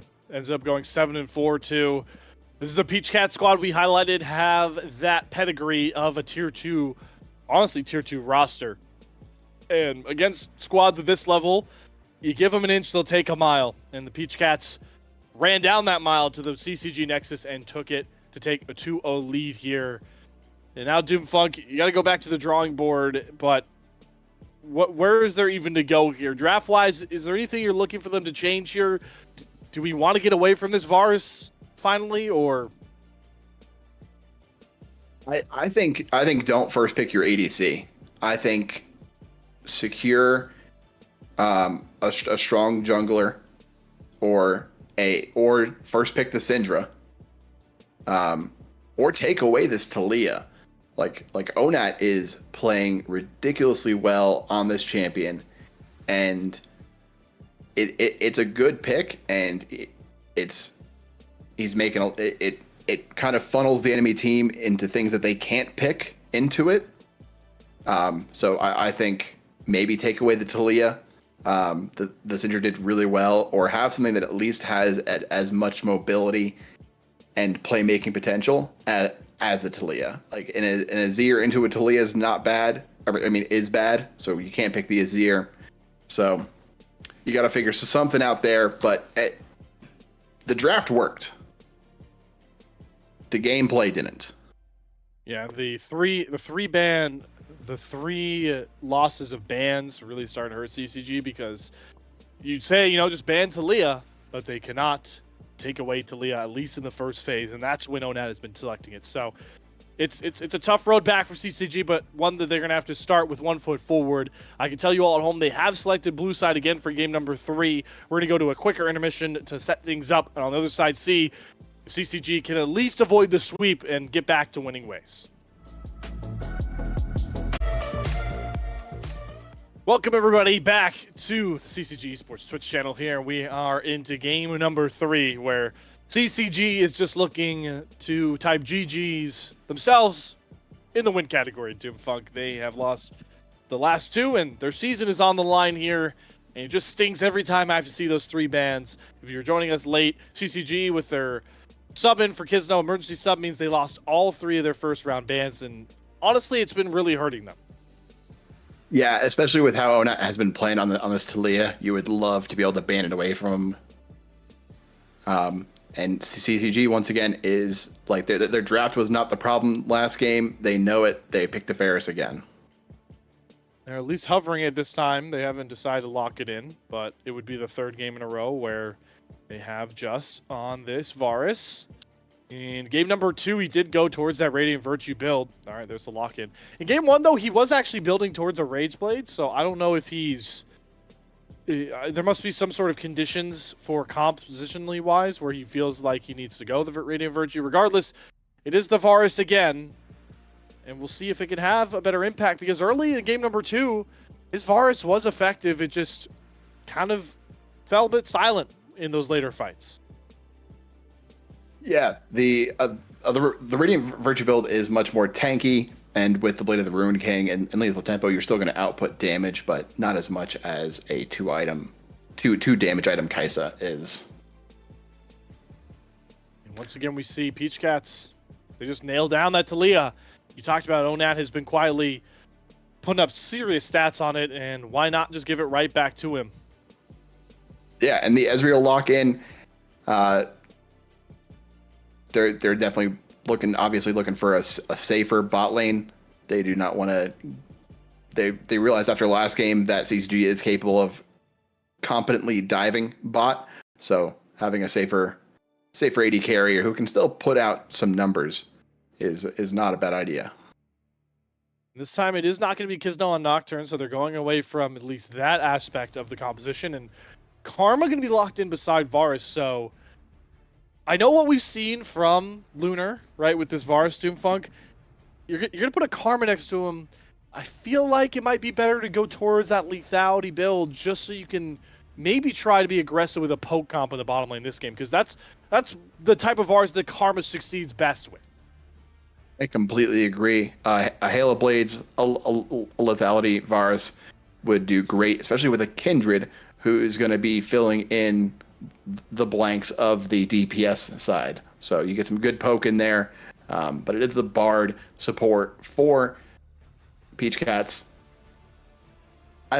I'm personally not the biggest fan of an Ezreal Bard lane. It makes sense on paper. Ezreal stays safe, and he just last hits under tower forever, and Bard goes and tries to make plays around the map. But if Bard doesn't make those plays, or if they dive the Ezreal, or with a poke lane, Ezreal under tower is still going to be under threat. It could not play out well for Peach Cats. Certainly a lane composition that you don't see paired together a lot, but I am a fan of Bards. I think Bard is, he's the funniest champion to watch, but he's secretly, if you get those Bard players that know what they're doing, they can really surprise some people. I know Worlds fans know that Keria certainly had his moments with Bard, and we'll see what Isles can do with him. Keep in mind, he played 2 Rakan games, pretty amazingly played Rakan games, I would say so myself. But he's opted for the Bard. It might be Peach Cats having a little bit more fun with this game number 3, knowing the lead that they have. We've sped through the second phase of picks and bans, and it's once again the Moose hater Zach Top paying a ban. They take away the Ahri and the Nico from messages, so they want him on maybe a more immobile champion, it feels like. Yeah, taking away the Ahri when you have Talia is like the Ahri can't really go into the Talia because of her rocks too well after 6. But it's not a bad ban. The Nico ban is obviously like just a power ban. That champion is incredibly strong. This Nautilus hover is actually an Annie lock-in. So we got the Annie lock-in. I like it. It's got some good burst, got some good crowd control. Not the biggest range on a lot of her abilities, but I see out of all those hovers, the Ornn would be really good here, I think. Dragoon not known as an Ornn player. He is certainly more of the bruiser players, but he will actually lock in the Ornn. So Dragoon on tank duty, and they did leave the Garen up, and yeah, this is the punish. Moose Hater, when his Garen was most successful in spring, it was when the top lane meta was very tank dominated, and Moose Hater was like, I'm not going to do that. I'm just going to bully these tanks out of lane. Are we sure that's not a Garen jungle? Because that's a Jace locked in. Oh yeah, you're right. So we'll see when we get to client side draft. I'm assuming Keel is taking the Talia jungle, Jace is mid for Onat, and then that is Moose Hater's Garen. We'll see though. We'll see. I'm very much basing it off of champ preferences between the players. Yeah. The Talia jungle makes more sense than a Garen jungle, but also if they're trying to have fun this game, I wouldn't be surprised. Yeah, that's true, right? I mean, you've already got the Bard, and you got the Bard, and now you've got a Garen and a Jace on the same team. They're certainly looking to kind of snowball. Nonetheless, I'm assuming they're going to be aggressive early with a Jace and a Garen. You know, those are two champions known for trying to be some sort of lane bullies in their different styles, and then spiking hard in the mid game when you can be kind of a nuisance on the Garen, and you can be a poke dominant champion on the Jace. But if this game scales up, CCG, I favor them a lot more. Yeah, and wasn't even really. I guess I was in my own little world with the draft, focusing on CCG's side so much. But I do agree with it's probably Talia jungle, which would have been a great little flex, considering that they're like, okay, Ornn into Jace, pretty good for Ornn, but the Garen into Ornn is much more Garen favored. Yeah, they've basically backdoored their draft into giving themselves strong solo lanes early, right? That's what we're looking at, because Garen into Ornn is punishing. Annie into Jace is difficult for the Annie as well. If you're getting poked out from a distance that you can't lock down those stuns, it makes lane pretty difficult, and by the time Jace decides to go hammer form and hop in, you're probably way too low for it to be a positive trade. So gotta give hats off to Peach Cats' draft again. They really backdoored some very strong early potential. Yeah, I personally, when there was that whole blue side is OP conversation happening, I've always been a red side enjoyer. I think counterpick is incredibly strong, and being able to pick flex picks and then lock in a counter on R5, I think makes it very strong. Blue side, you do get to lock in. You get that first pick, which is also very strong. I think if there's an outlier in the meta, or something that your team really, really wants and has a draft planned around, like has sort of several drafts planned around. But Peach Cats just, if this is the Garen top and a Jace mid and Talia jungle, that was very well done by them. And that is what we're seeing on the client side. So that's what's locked in. We got Moose Hater on the Garen, his staple. And it's Keel on the Talia, the Jace going into the hands of Onat. And the more I think about it, Bard, you expect him to be roaming early. That's a lot of early pressure. Ezreal also has a sneaky amount of damage early on. People don't always necessarily respect his level 1 ability because, he doesn't have his arcane shift up. But the Q and the fact that you can chain, if you're chaining Qs together with your autos, it's a lot of early damage. So don't sleep on the Ezreal early. We'll see exactly how it plays out in the hands of Wixie, but that's something to certainly look out for. And it really feels like Peach Cats are experimenting in this draft, Doomfunk, and looking to be aggressive early. Yeah, and depending on the runes that Ezreal takes too, if he takes Conqueror, whenever his abilities hit, he stacks attack speed, and he can do a lot of damage in those first early few levels in a prolonged engagement. Yeah, and that's what the Ezreals have been going a lot more towards. We're kind of away from the PTA Ezreal of late. We're back to the Conqueror Ezreal. I still miss my Kleptomancy Ezreal, where you could just stack. You could stack like 7 mana potions, a health pot, a biscuit. I don't know what else, but it was the fun days. Level up pots, I miss the Kleptomancy Ezreal days. Enough reminiscing though, because the stakes Doomfunk for this game, it's everything for CCG. It could be the last game of their season. And this is their draft for the last game of the season. If they what they think will win, they have a lot of faith in Lunar on the Varus. I think the adjustment of the lethality will, if they do go that route, will be very good, because if Annie hits an AoE stun and then Varus Karma poke follow up on that, could be a lot of low health bars. The Ornn was a great pick until the Garen got locked in, and now Ornn is going to have a much harder laning phase.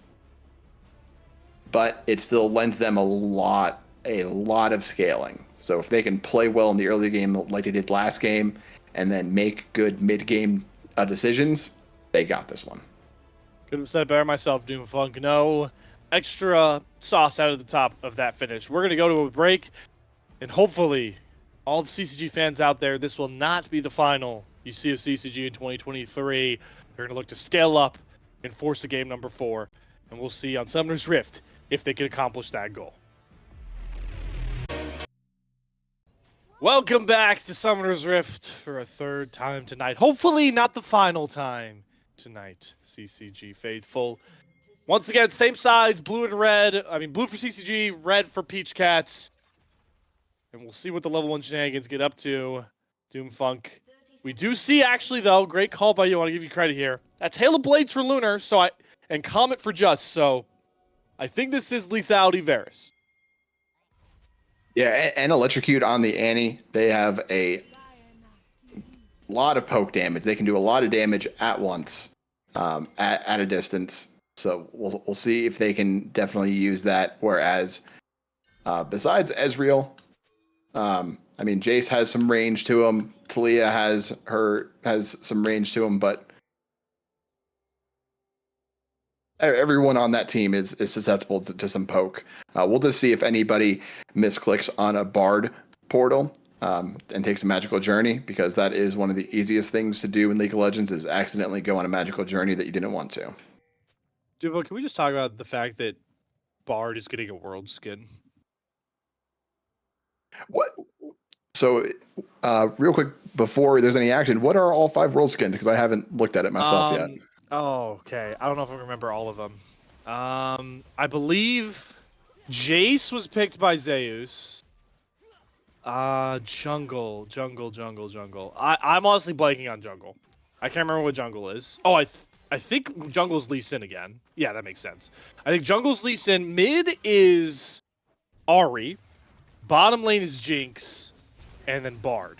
As we see Isles, the aforementioned Bard, get completely poked out from lane there. Yeah, that's what this Varus and Karma lane is going to do, is punish them every time they get up. Bard is very short range. And I'm really expecting them to just leave Ezreal under tower and just make Bard go make plays once he hits levels 3 or 4. And it is PTA Ezreal. It is actually PTA Ezreal. It's also Teleport Ezreal, so there's a reason why I'm not playing in these games, because I don't know as much about League as these very decorated North American players. So he's got PTA. I know for a fact that's at least going to lend towards heavy burst ability for single target damage. That's what going PTA with Ezreal can do for you. Just hasn't really got utilized yet, because that poke lane has, for once, given Lunar and Just the push. And I don't know if I've seen this far up in the bottom lane in a very long time. Doomfunk in this series. Yeah, and those hot cocos that Bard is dropping down are doing good healing, but here comes Gizmo. Yep, they get the root onto Wixie, flashes away, but there's too much damage. Lunar might die to the turret, though. Wow, limps away, 5 HP. Took 2 empowered turret autos, doesn't matter. First blood in the hands of CCG. Yeah, that was a very good dive, and Kizno on the Kindred making action happen early, but... Oh, okay, Kizno smites the scuttle. Good stuff for Messages, because I'm pretty sure Onau is going to flash hammer slam down, and Messages is paying a valiant price. A death that was marked for Kizno, claimed by Messages, and Onat, once again, ahead in the mid lane. Yeah. And so as I was going to say with the Ezreal TP before he ended up dying was that's going to be great for when he gets poked out and he can reset. Unfortunate though, he has to use that TP and his flash early. He is going to be a target for a lot of abilities that are on the Q key. You betcha. Top side, we actually haven't seen anything too crazy yet. I see Moose Hater has gone Ghost Phase Rush, so I've seen it in my solo queue games, Doomfunk. It is impossible to catch Garen if he gets the Phase Rush proc. He starts running away from you. It is so unbearably annoying, and that's me playing against hard stuck Emerald players. We're talking about arguably the best Garen player in North America with Moose Hater here. Yeah, Garen's one of the reasons why I don't play top lane. I am not a top laner, and then it's just so easy to underestimate how much damage this champion actually does have, and his ultimate is true damage. Oh, So it is a pain to play against, and then especially post 6. He has a lot of armor shred. Someone else who has a lot of deceptive damage is Ornn. Oh, yeah. Ornn does a ton of damage, but Garen sustain, he's in no danger here. He was already at 200 HP and he's already back over 400. He's in no danger. Yeah. Talia though has an early Dark Seal, so we should see some early action by Keel. More so than there already was on messages a few moments ago. Yeah, we'll see if he tries to cash in those stacks. Is roaming down here mid. I've actually completely caught Kisno out with a ward. Beautiful flash Ronat to finish it, and the vision game pays off for Keel and company. And that Dark Seal already cashed in.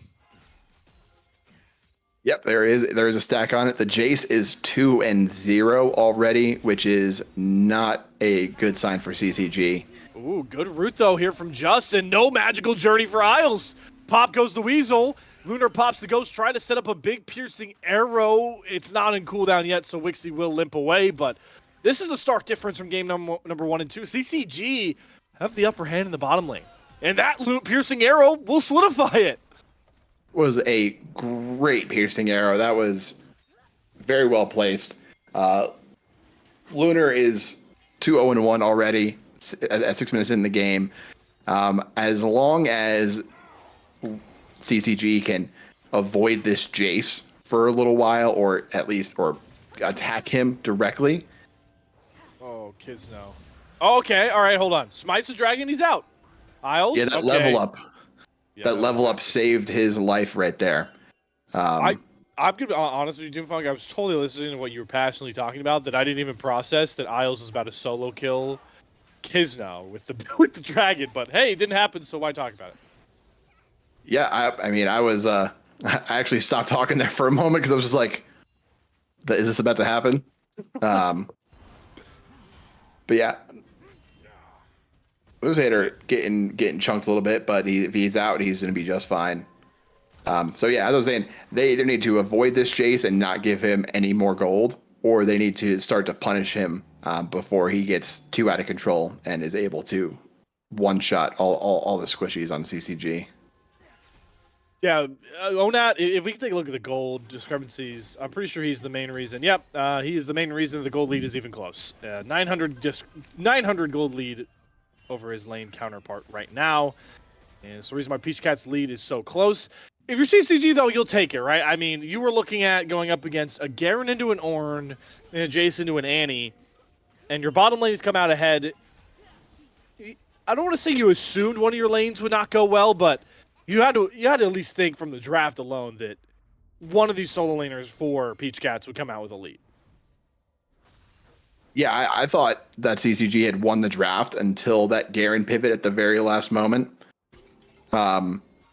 Something to look at here, though, is Keel is 25 CS up on Kisno.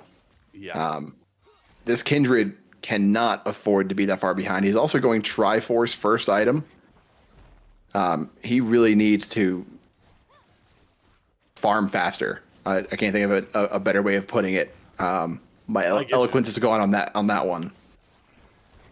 No, I get it though. I mean, he needs to get these clears up, get up there faster. I got to think as well with the early woes that he's not really doing the greatest in the mark count. And Kindred is one of those champions where, if you're not finding some success with at least farm, and you're put behind, you are one of the more useless champions in the league.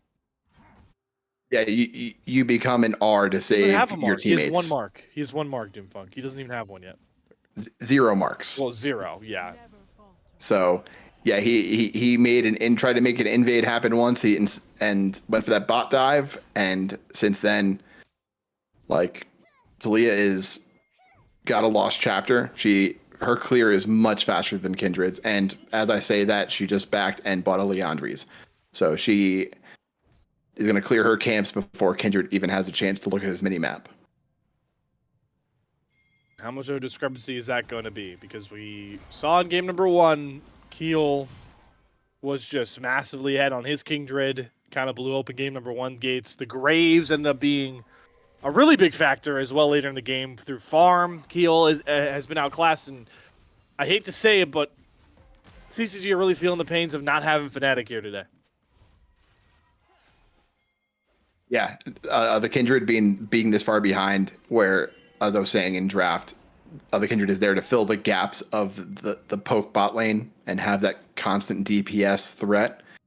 Not being that is going to be a problem once team fights start to break out. The Ornn, though, is doing well, so at least the Jace, as long as he can intercept those Jace Qs. Oh, okay. Call the Forge God. He's going to try and kill off Moose Hater. The speed up is enough to get away from the Bellows Breath and Powered Auto. Dragoon has Flash. Looks like he was eyeing it, but honestly, the fact that at this point in the lane he's this far ahead, that's the real victory. Yeah. Being that Garen doesn't have TP, this wave's going to crash on their tower, so that top lead is going to expand a bit more. Ooh, the seismic shove into the stun combo. Messages throws down Tibbers. No stun on that Tibbers. So, Onat, okay, punished for going a little too far, but Messages has to expend both summoners and ult just to survive teleporting back to his turret. And I think Kindred is getting a mark, while Varus just is chewing up that bottom tower. I would like to see just giving those solo plates and not being there with him. Stand back far enough to where all that money is going into Lunar's pocket. A lot of gold going into Onet's pocket. Gets first turret. The response to the bot lane is trying to chase Wixie down, but Arcane Shift and Flash will 9 times out of 10 get Ezreal out of trouble. And oh, here comes Ultimate out of Isles trying to catch him. Onat did Weaver's Wall down, but a Flash and response. No kill onto Kisno. They're still hanging around here, though, looking like they might want to try for a redive or just burn this turret down. Yeah, I think they're aiming to get the turret, trying to open up the map a little bit and help this Kindred out as much as they can. But while they're waiting for that wave to get under the tower, Keel is taking the dragon. Yeah, with Onet's help, with that Duskblade already completed, that thing is as good as dead. So, Infernal picked up. We have a Mountain Soul for game number 3, and for the first time, teams have split the opening Drakes. And Kindred wasted a lot of time down here just being in that brush. That is not good. Still without a mark. That Gromp did not give a mark over Doomfunk. Yeah, still no mark. The mark's on a Scuttle, which is dying right now. That is a mark over to Talia. and Gil, you might look for more. Looking to maybe potentially set up an invade. Doesn't have the Weaver's Wall. He's 2 levels up on Kisno. Kisno has to smite the Grom just to secure it. Isles is here as well. They don't know Kisno's right in the immediate brush. They finally spot him out. So Kisno will maybe save Dragoon from a potential dive attempt here.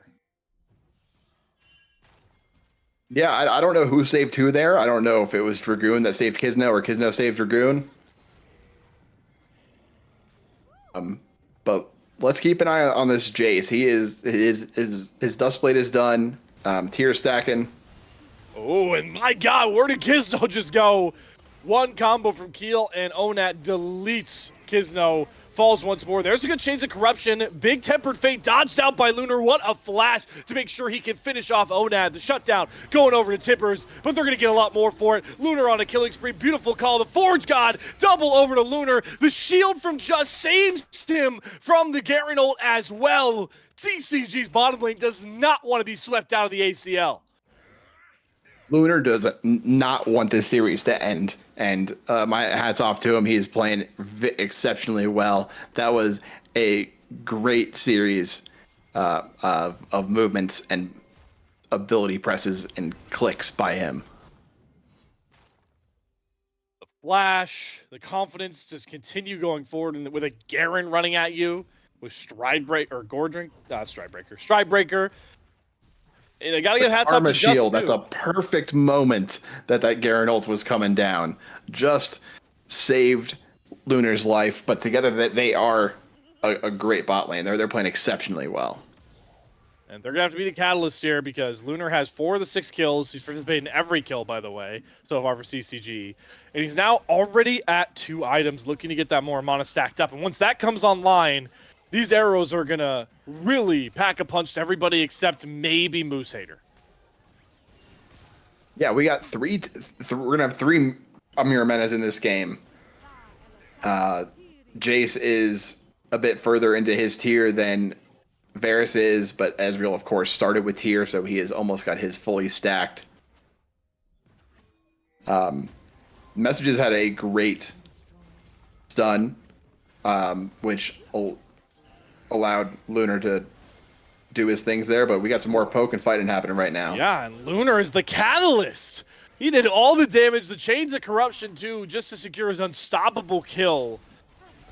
And what is the rest of CCG going to do with it? They're going to hop right on this Rift Herald. They know they have the numbers advantage.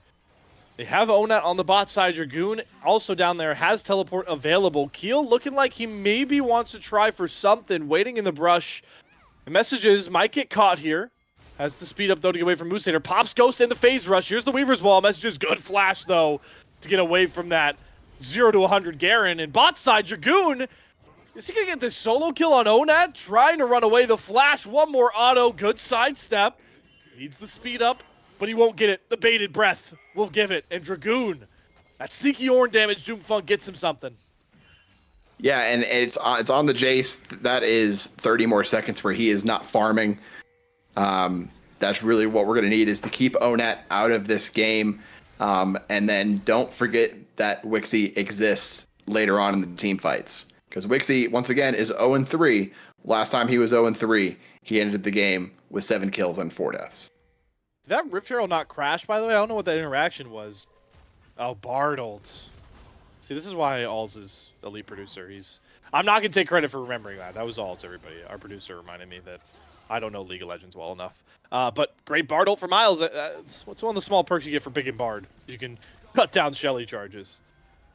Yeah, you really have to try and either kill the Bard or force out the Bard ult before you drop the Rift Herald. Otherwise, what is even the point?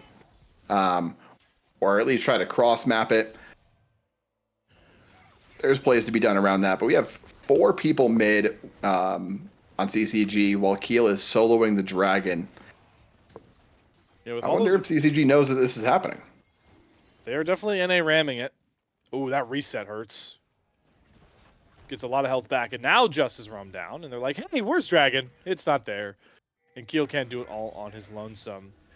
Isles looks like he's trying to set up for something. He obviously doesn't have Tempered Fate up just yet. Actually, just came back online, and now the conglomerate of Peach Cats is going to go for this Dragon. Teleport through for Onat, or excuse me, Dragoon, and that's going to back him off it. You spend that teleport for Dragoon, though, what are you going to lose in the side lane? Right now, it looks like nothing. Garen is proxying the wave, which is going to give plenty of time over to CCG to get there. But those accelerated shock blasts, I don't know if you noticed, Slayer, they were already almost half healthing of the squishies on CCG. So, and he doesn't even have his second lethality item yet. So this game has become the battle of two champions on either side, poke champions are ahead, right? CCG's Lunar, very far ahead. Onat is still, once he completes this mana immune, he's going to have more mana. So he's going to be strong as well. It's also the battle of which really behind player can catch up first. Wixie's 0-3, and Kisno is 0-2, 1 item, 0 stacks on the Kindred. So I feel like those are the two things we got to look for. Which one of those two kind of put behind guys can step up, and which one of these carries can deliver on the damage that they grabbed in the early game. Yeah, Kisno just bought a recurve bow and then sold it for a ruby crystal, so I'm not exactly sure what second item he's going. He's obviously realized that he can't go into Kraken Slayer at this point. It's just you're just too far behind. You're not going to have it done in time.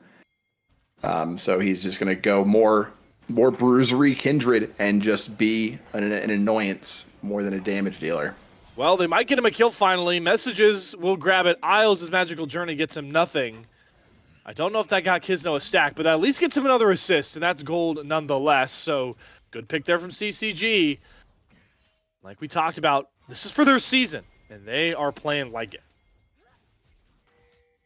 Yeah. Questionable teleport by Wixie there. Questionable Weaver's Wall from Keel as he immediately has to go gold to avoid the chains of corruption. Good true shot barrage though from Wixie, clears out the wave. And now they have their eye set on Onat, gets stunned up. Nobody fall through messages, doesn't have enough damage on his own. And everybody gonna try and walk down to stop Moosehater from deleting these waves. Yeah, I'm wondering what messages he's going to build for his second item on this Annie, because obviously he's not doing enough damage, not nearly as much damage as we see that this Jace is putting out. And could be a potential Zanya's second item, maybe. I'm trying to think of Phoenix Codex builds. Most of the time it's Zanya's, but I don't know if that would be too early of a purchase for an Annie that needs damage like you're talking about. yeah, they definitely need more damage on this Annie. Like she need like Messages has the mouse work to be able to survive fights by moving alone. I want to see him do more damage with his combos that he's putting out, because right now he's doing nothing. Luckily, he isn't technically all of the AP damage. I know Justice building, has a or Shirelia's is likely building more supportive style, but Karma still has AP damage, so it's not just on Messages this time. This side lane is all on him, and he is going to get the stun across on Onat, but he flashes right into Keel's waiting arms. Blastcone not in time. Kisno isn't there as well. Turn potentially coming out. Lunar, that is the ghost popped. Misses the chains of corruption, but it's not needed. Keel is popped. Kisno gets the kill. Kisno, I gotta think, does he finally have a mark? He finally has a mark. He's had that Talia as his mark for the entire game, and finally happened. Whereas right now, this Garen has a shutdown with no kills just because of how well he is farming. So, that's but he's going to be really hard to take down. That is a level 14 Garen. Yeah, he's got phase rush. Look how quickly he can escape. And now they're going to test it. He pops the ghost, sidesteps that call the Forge God easily. I mean, that looked way too clean. And that's going to be another battle we have to watch for, is Dragoon's not going to be able to solo answer Moosehater anymore, and you need him in the team fights. So how much and how often is CCG going to try and pick off Moosehater in those side lanes? Yeah, it's with phase rush and ghost, and he still has flash up. He just finished his Black Cleaver. Like, he's not going to be easy to kill in those side lanes. He has a lot of cooldown reduction. He has a lot of health. I believe Zeal gives percent movement speed still. Yep. Yeah, he is fast. You're not killing him. But he's not in the side lane right now. He's in the mid lane. Lot of priority on this dragon. And you're right. It is looking like a Zanya's second item for Messages. Not completed just yet, though. Dragon getting burned down. Dragoon trying to frontline. They have Isles pinned. Magical Journey's out. Dragoon chunked very low. Messages. Gets blown up by Onak. Gets the stun off. But here comes Moosehater. Gets onto the back line. Forces the Lambja's Respite. Holding that Demacian Justice. But he doesn't get a chance at it. Wixie picks his off Messages. Finally drops it down. But Kizno will be able to find some bit of a trade. Wixie, though, hunting for him. Flash Arcade shifts forward. But he comes up just short. Dragoon takes the damage and picks up the kill. 2 kills apiece on each side, and Keel is going to grab the dragon after a bloody fight. Yeah, it was a bit messy by both sides. There were people throwing abilities everywhere, but in the end, Peach Cat got the dragon. They also grabbed the kill lead because I didn't notice it, but Onat teleported in and grabbed the 5-0 shutdown on Lunar. So that's a ton more gold in Onat's pocket. Yeah, and the last thing CCG needs is more gold on that Jace. Should be building. He has a pickaxe in inventory, so I'm not sure what he's building next. But any more lethality on him, and he's going to be making people have to base with 1 accelerated shock blast. Moosehater nearly had his moment too on the flank, but that Lambja's Respite was really well played from Kizno, who now also has, some kills behind him. The Marks is still way behind Target, but, he's still on 1. But at least item-wise, gold-wise, he's been able to catch up some. I say that, though, but he's also 3 levels down to Keel. And 100 CS down. He is Flame Horizoned. Because Keel is just melting these camps. Just like you can see the clear speed right here, just hugging the walls and throwing his Q down and just running through every camp. And Wixie, being Ezreal, is now 2.5 items. He's got plenty of damage. We got a Weaver's Wall just to block off the minions to save this mid-tier 1. And that's been the game plan for Peach Cats, is they've expended so much to keep the mid-tier 1 up because they want to keep the bottlenecked CCG in, and look what he gets in the messages. He gets that Zanya's done, but he's deleted. And will that set up this Baron take? They take down the Annie, a big amount of CC for him, all the AP damage for him. You got this Fed Jason, Ezreal. They just shred this thing, Doomfunk. Yeah, they're just, it's gone. We couldn't even say anything about it. Let's see if they can stop the backs and maybe get a kill here. Oh, great interrupt on the Magic Journey, but they still take it through. They do find Onat. That's a big shutdown. There's a turret for the rest of Peach Cats to retreat to. But I don't think Dragoon cares about it. Already tanking it up a ton. Kizno has Lambja's Respite available. But they're taking so much damage before Lunar can finally get a combo. There it is, dropped down onto the rest of the team. Keel going golden, but he's popped. Lambja's Respite only saves Kizno for the time being. Wixie starting to free fire this Ezreal, landing the Qs, getting the damage down, picks up a quadra kill for Peach Cats. And look what Moosehater has done on the back end. Yeah, that was very well played by Wixie. Oh, it was dead. And okay, really well timed stun, and Moosehater, he doesn't burn Liamji's, does it? No, he's fine at 58, but that might have just saved the game because Messages dies. Does Moosehater just end the series? If Messages dies, the game just ends.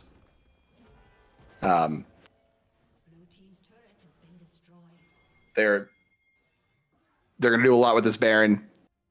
Garen already cracked open the bottom inhibitor. So now they can just let that automatically push its lane. If they wanted to, they could group 5 on that bot wave and just push it. But it looks like Garen's just going to go back down there to keep the pressure on that wave while everybody else looks like they're going to be grouping mid with potentially a top reposition after they get the tower. It's another game where Wixie, his stats were bad. The stat line was bad, 0-3, but he explodes at the right time. Now 5-4, the main damage catalyst for this team. And Kizno's just dead, caught in his own jungle. Moose Hater grabs that one, set up well by Isles. Good amount of poke damage down, but they're getting cut off. Beautiful Tempered Fate. They have Lunar turned golden, has to flash the Weaver's Wall, but Moose Hater doesn't care about anybody around him. Demacia Justice won't kill off Lunar, but will force him back towards base. Meanwhile, Messages has to go golden. Wixie gonna claim that one, and this could be the knockout blow. All 5 members of Peach Cat still up very low, but they're unrelenting. Empowered Shock Blasts, everything. Dragoon can only take it for so long, and here comes the wave. Peach Cat's looking for the final blow. And Ezreal does a ton of damage to towers with that Triforce and his W. And looks like they're not looking to end right now, but Garen takes the top inhibitor. This game is moments from over, but it's not over until that Nexus falls.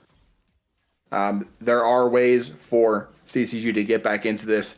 It's going to require not getting hit by that poke, though. They're going to need to really make sure that they size up that poke, because with the Shrill Grudge on the Ezreal and that slow it applies, Ezreal hits a Q, Jace hits a Q. And Wixie just out-traded Kiz now, like easily. And that's the power of this Ezreal by this point. I mean, 3.5 items in, has the slows on those Qs like you were talking about. Just so potent. Level 16, he's 2 levels up on his counterpart despite how well Lunar was early on. And CCG, they just have to go for something here, and they will. Call the Forge God, good timed. Wixie is knocked up, does dodge the stun out with a well-timed flash, though. Onat is the sacrifice on the other side, though. Kill picked up. That's all CCG will be able to get for now. I mean, but all this time, while they're fighting, Garen is just living in the side lane. He's got a Hull Breaker now. He's got a Phantom Dancer. That is a 4-item side laning Garen that, while you're fighting 5v4 anywhere else, he is taking your base. And they can't catch him, right? I mean, the speed-ups from Phase Rush and everything, the Phantom Dancer with those Zeals, the speed-ups. He's got Hull Breaker powering up those supers. It's just so hard. It's death by attrition right now. Yeah, and CCG can't leave their base. So the jungle is gone. Everything on the map right now belongs to Peach Cats. And everything is... It's not looking good for CCG. They have one Nexus Tower, and all it takes is for them to overextend in one team fight, and this Garen ends the game.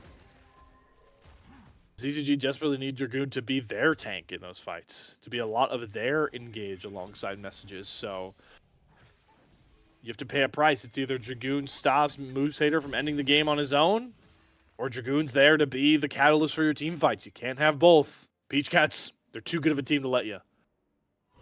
Yeah, Peach Cats are playing this incredibly well from the get-go. From that draft pivot, that really, where the Ornn lock-in was, I thought, exceptional and really good for their competition.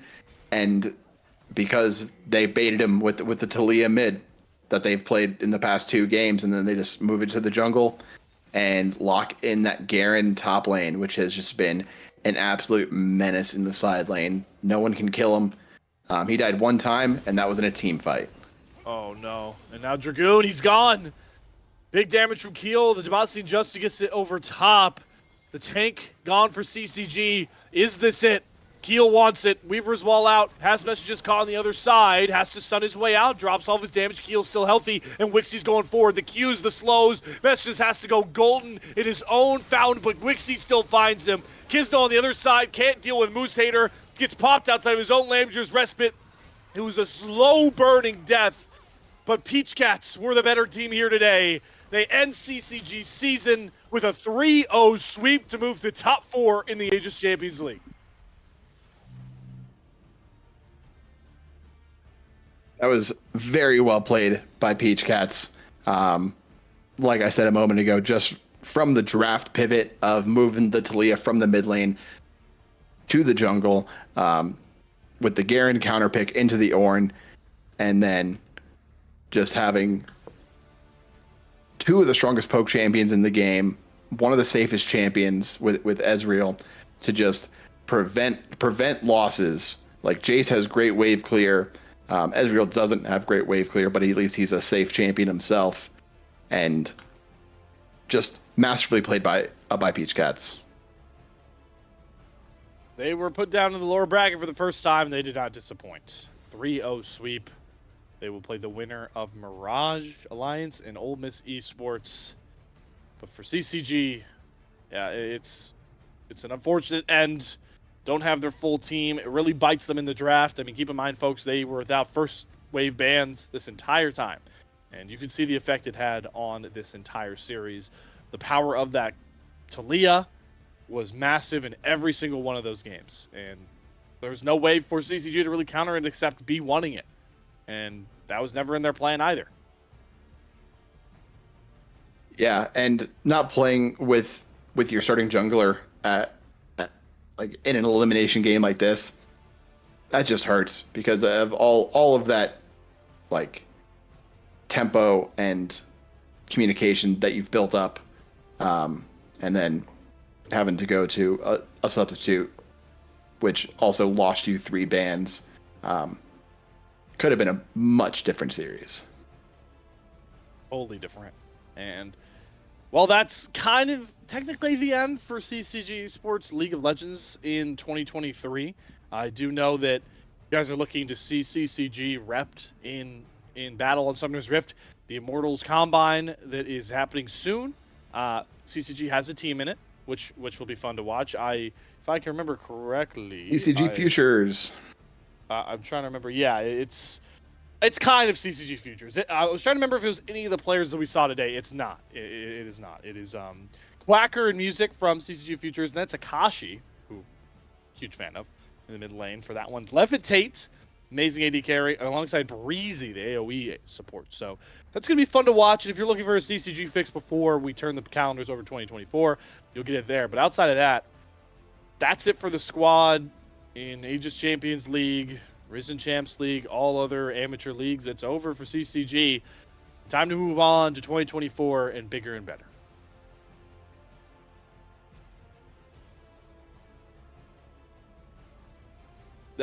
So until then, really, stay tuned to the Twitter, CCG on CCG Esports on Twitter. I'm sure they'll be announcing some sort of NACL OQ team by the time that rolls around, because that's going to be around. Make sure to stay locked to those socials. Until then, guys, whatever you celebrate for your holidays, enjoy your holidays. Have a happy holidays. Make sure to stay locked to the ACL as well as you're a fan of that as that closes out. But until 2024, this is a goodbye from a CCG Esports stream. Enjoy the holidays, like I said, and take care.